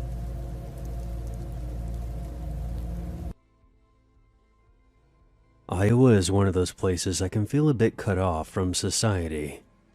My town was literally a school a grocery store, a gas station, a post office, and a barn that was converted into a roller rink with a population of about 900. For the sake of the story, I'll refer to the town as Outpost 19. I was 17 when this happened, in my senior year of high school. My best friend, Jerry, had moved to Cedar Rapids because his parents had gotten divorced and his mom received full custody, at least until he was 18. Jerry had been dating a girl who lived at Outpost 19. So every weekend, he would make the hour drive back into town to see his dad, hang out with his girlfriend, and if he had time, we would meet up and have a beer. This was the routine for about a year. I remember when this story happened. Graduation was approaching, but the school year wasn't quite over yet. One weekend, Jerry came back into town like usual, but his girlfriend was on vacation with her family. So we decided to go cruising around. We considered making a stop at the roller rink, but quickly dismissed that idea. Since it was a Saturday night, a bunch of kids would be there. So we literally end up just driving around and throwing empty beer bottles at road signs. Around this time period, I'd picked up some part-time work at the local grocery store, restocking inventory on weeknights. Point being, I would listen to crime podcasts and creepypastas during my shifts. There was one story called The Showers that really stuck with me. The story was about a guy who went on a witch hunt through the back roads of Nebraska, searching for a mysterious building that his teacher told him about, only to discover something truly horrifying lurking within the structure. Nebraska and Iowa share very similar landscapes, and the way the author described the setting reminded me a lot of the prairies and farmlands surrounding Outpost 19. Since Jerry and I were bored enough to be driving around aimlessly, I suggested that we try to go somewhere that looked abandoned and check it out, withholding that I had gotten the idea from a creepypasta I heard on YouTube. Truth be told, we had never really done too much exploring outside of our hometown. Sure, we had gone fishing in the nearby rivers, and as kids, would play manhunt in the cornfields, but we never went snooping around someone else's property. I guess we were bored enough to take the risks that night. So we drove around a bit, until we came upon a dirt road that was situated between two cornfields, which led up to what looked like a two-story barn. There were absolutely no lights on anywhere, just the moon and the headlights on Jerry's truck, which I suggested he shut off before turning onto the dirt road. We moved slowly and carefully along the dirt road until we reached the barn house at the end. I was geeking out on the inside because this was literally just like the story, but we had no idea if this barn house was actually abandoned. We could have been shot at by some angry farmer for trespassing, but there wasn't a soul in sight. So Jerry turned his truck around to face the dirt road and killed the engine. If we had to make a quick getaway, at least the truck would be facing in the right direction. We then got out of the truck and made our way toward the barn. As I said before, there were no lights anywhere on this property. But in the moonlight, I saw one of those galvanized windmills, a couple of water troughs that were dumped over, and a silo next to the barn. This place looked like it was a cattle ranch. But where were all the animals? I guess there was only one way to find out. There were a few wooden doors on the side of the barn that we tried to open, but each one was locked. So we made our way to the giant double doors that were in the very front of the building, and to our surprise, they swung right open.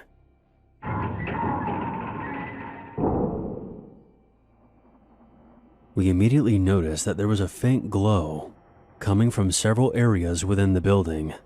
I quickly realized that it was candlelight. Jerry had brought along a flashlight, but said that he wouldn't turn it on unless he absolutely needed to, as to not give away our position to the aforementioned angry farmer with a gun. But even with the candlelight, it was impossible to see inside this building. That's when I got this sinking feeling, telling me that we should leave right away.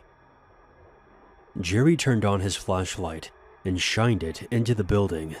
There were several candelabras placed on tables and railings throughout the foyer. The layout was almost like a wedding venue. We didn't see anyone, but someone had to have lit all these candles. We then noticed what looked like an altar in the center of the room. There was an unspoken thing between Jerry and I. We were going to have to see what was on this altar.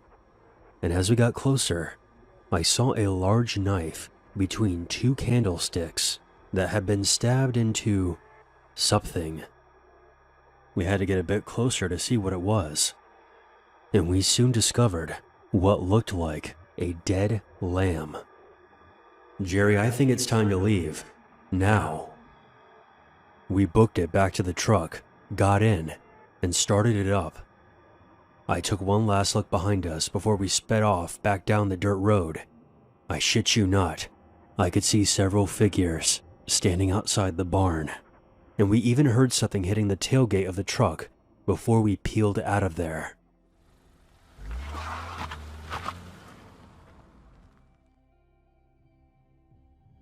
We had to GPS our way back to Outpost 19. I would say it took about 30 minutes to get back there. We didn't tell anyone about what happened because we didn't want to get into trouble for trespassing. There was a small dent on Jerry's tailgate. We assumed that one of the people I saw outside the barn must have thrown a rock or something. I lived at Outpost 19 for another year before I moved to Des Moines to work in construction. And a year after that, my parents retired and moved away as well, so there's no reason for me to return to that town ever again.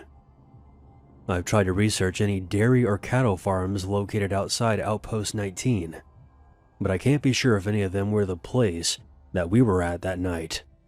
It was quite dark, and the place could look completely different during the day. I've heard rumors that many satanic cults have compounds in secluded areas of Iowa. This is only a guess, but I think we stumbled into one of these compounds that night and interrupted some kind of ritual that was taking place in that barn.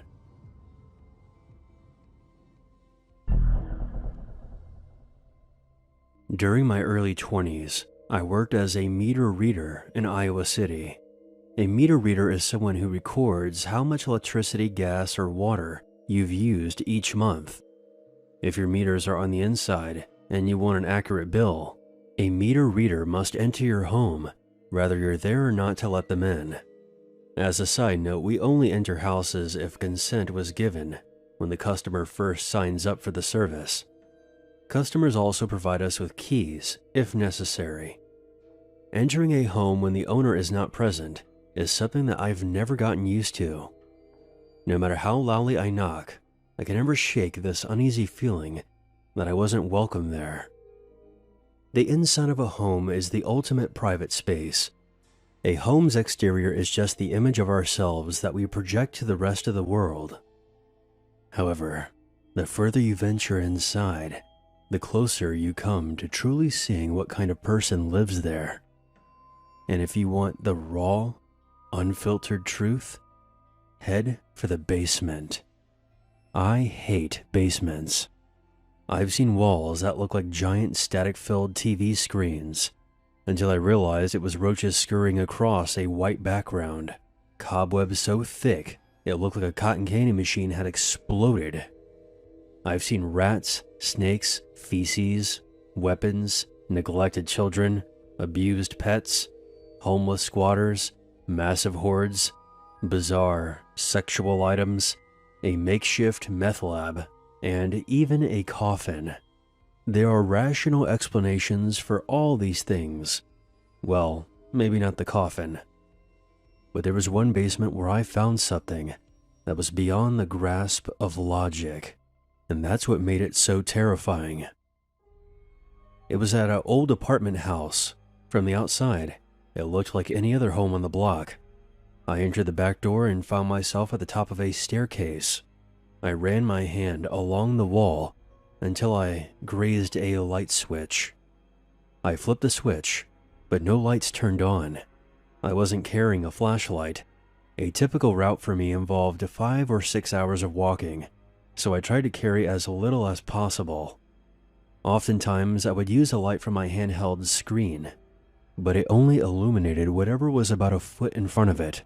It was essentially the world's worst lantern. I aimed it and made my way down into the darkness. Once at the bottom, I blindly shuffled across the room, one baby step at a time. With arms outstretched and head down, I eventually made it to the far side of the basement. I shined the dim light from my handheld along the wall and discovered 2 doors. Each door led into its own small room. I chose the one on the right and found the meters in the far corner. As I entered the data, I began hearing noises coming from the other room. Something was moving around in there, and there was some whimpering that grew louder the longer I listened.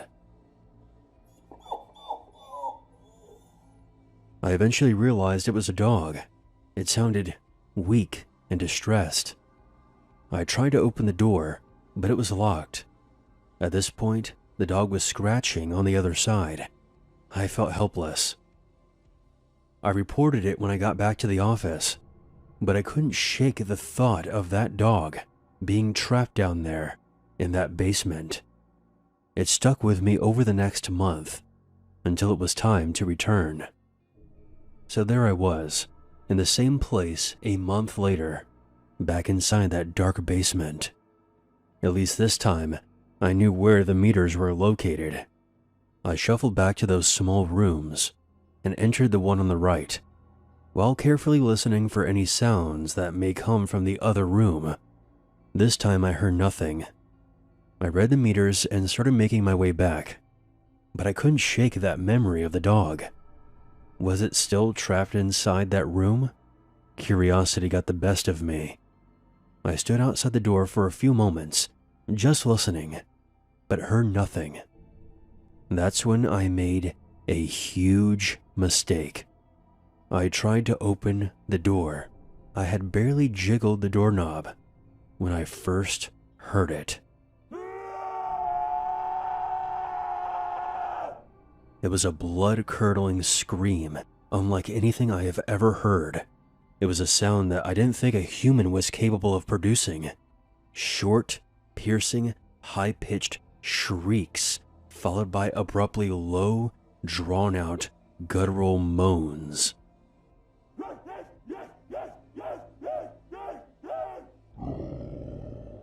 That ultimately morphed into something that I can only describe as crying, but much louder. It was all over the place, some sort of psychotic, free-form jazz. I stumbled backwards, nearly losing my balance. I shouted something like, "Hello? Who's in there?" But there was no response, just more screaming. "Are you okay? Do you need help?" Still no response. The screaming continued. There was no doubt that whoever was in there heard me. Apparently they didn't want my help at all. They just wanted me gone. So I fumbled my way through the dark room toward the exit. When I got to the top of the stairs, I just stood there, listening. I was trying to wrap my mind around what I was hearing. I waited for the screaming to stop, but it never did. When I finally left, it was still as loud and demented as it was when it began. I felt relieved, but that quickly vanished when I realized I had to do it all over again next month. I reported what I heard, but nothing came of it. As my return drew near, a sense of dread began to grow inside of me. What kind of lunatic sits alone in total darkness and silence? My mind created endless explanations of what kind of hell was beyond that door. By the time I returned, I had built them up in my mind so much that anyone other than Lucifer himself would have been a letdown. But there was no sign of anyone, or even over the next several months. I had nearly given up on solving the mystery when a stroke of luck pulled me back in. One night, I went to a concert with my friend, Laura. After the show, I gave her a ride home. She moved somewhat recently, so she had to give me directions. I didn't really pay much attention to where she was leading me until she pointed to a house a ways up the street. I couldn't believe it. She had moved into the house with a mysterious room in the basement. This is going to sound weird, but have you ever noticed anything odd about the basement at this? Before I could even finish my sentence, she blurted out, "Some crazy guy lives down there." Finally, I had confirmation. She went on to tell me that even though her apartment was located in the attic, she often heard him yelling late at night. But that wasn't all. She had actually met him. One day, while walking to her car, she saw him standing in the lawn. He was perfectly still, with no expression on his face. He was directly in her path, so she cautiously made her way around him. He was staring at her, so she offered a friendly "hello" as she passed. He had no reaction, except for one unsettling exception. He stuck his tongue out at her, then quickly sucked it back into his mouth, then resumed acting like a statue. Thoroughly creeped out, she got in her car and drove away. It was about 2 or 3 months later when I finally met him. I entered the back door, like I had so many months before, but this time something was different. There was a light on down in the basement. I peered down the staircase. At the bottom, a ragged-looking dog was staring back at me. It was the same dog I had heard during my first visit. Then, I noticed something else. Behind the dog, I could see a pair of bare feet. The ceiling blocked my view of whoever was standing there, but it didn't matter. I knew it was him. I should have left right then, but I didn't. I know this probably doesn't make any sense, but at this point, my desire to finally get some answers outweighed my fear. I called out, "Hello? It's the meter reader." I then began to make my descent.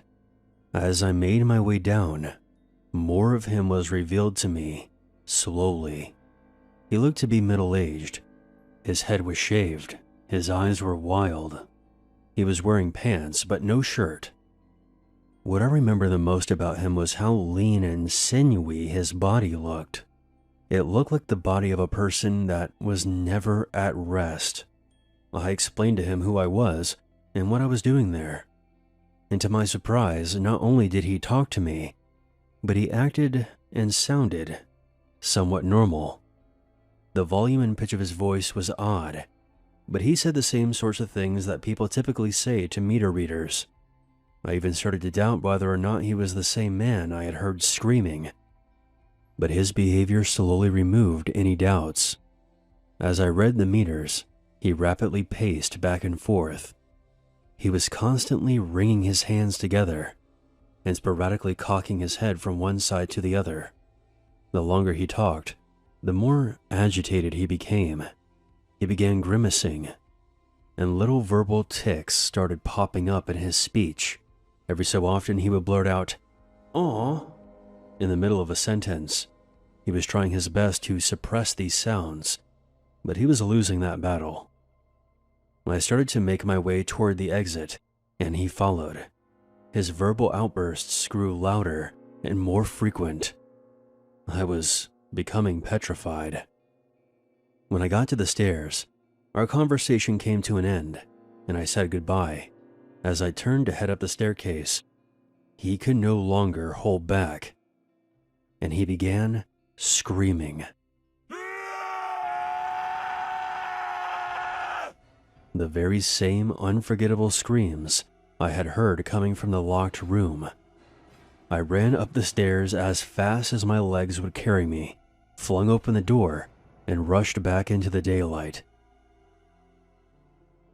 A couple of months later, I had some friends over my place, including Laura. I was excited to tell her about my encounter, but as I was relaying what happened, I could tell that something else was on her mind.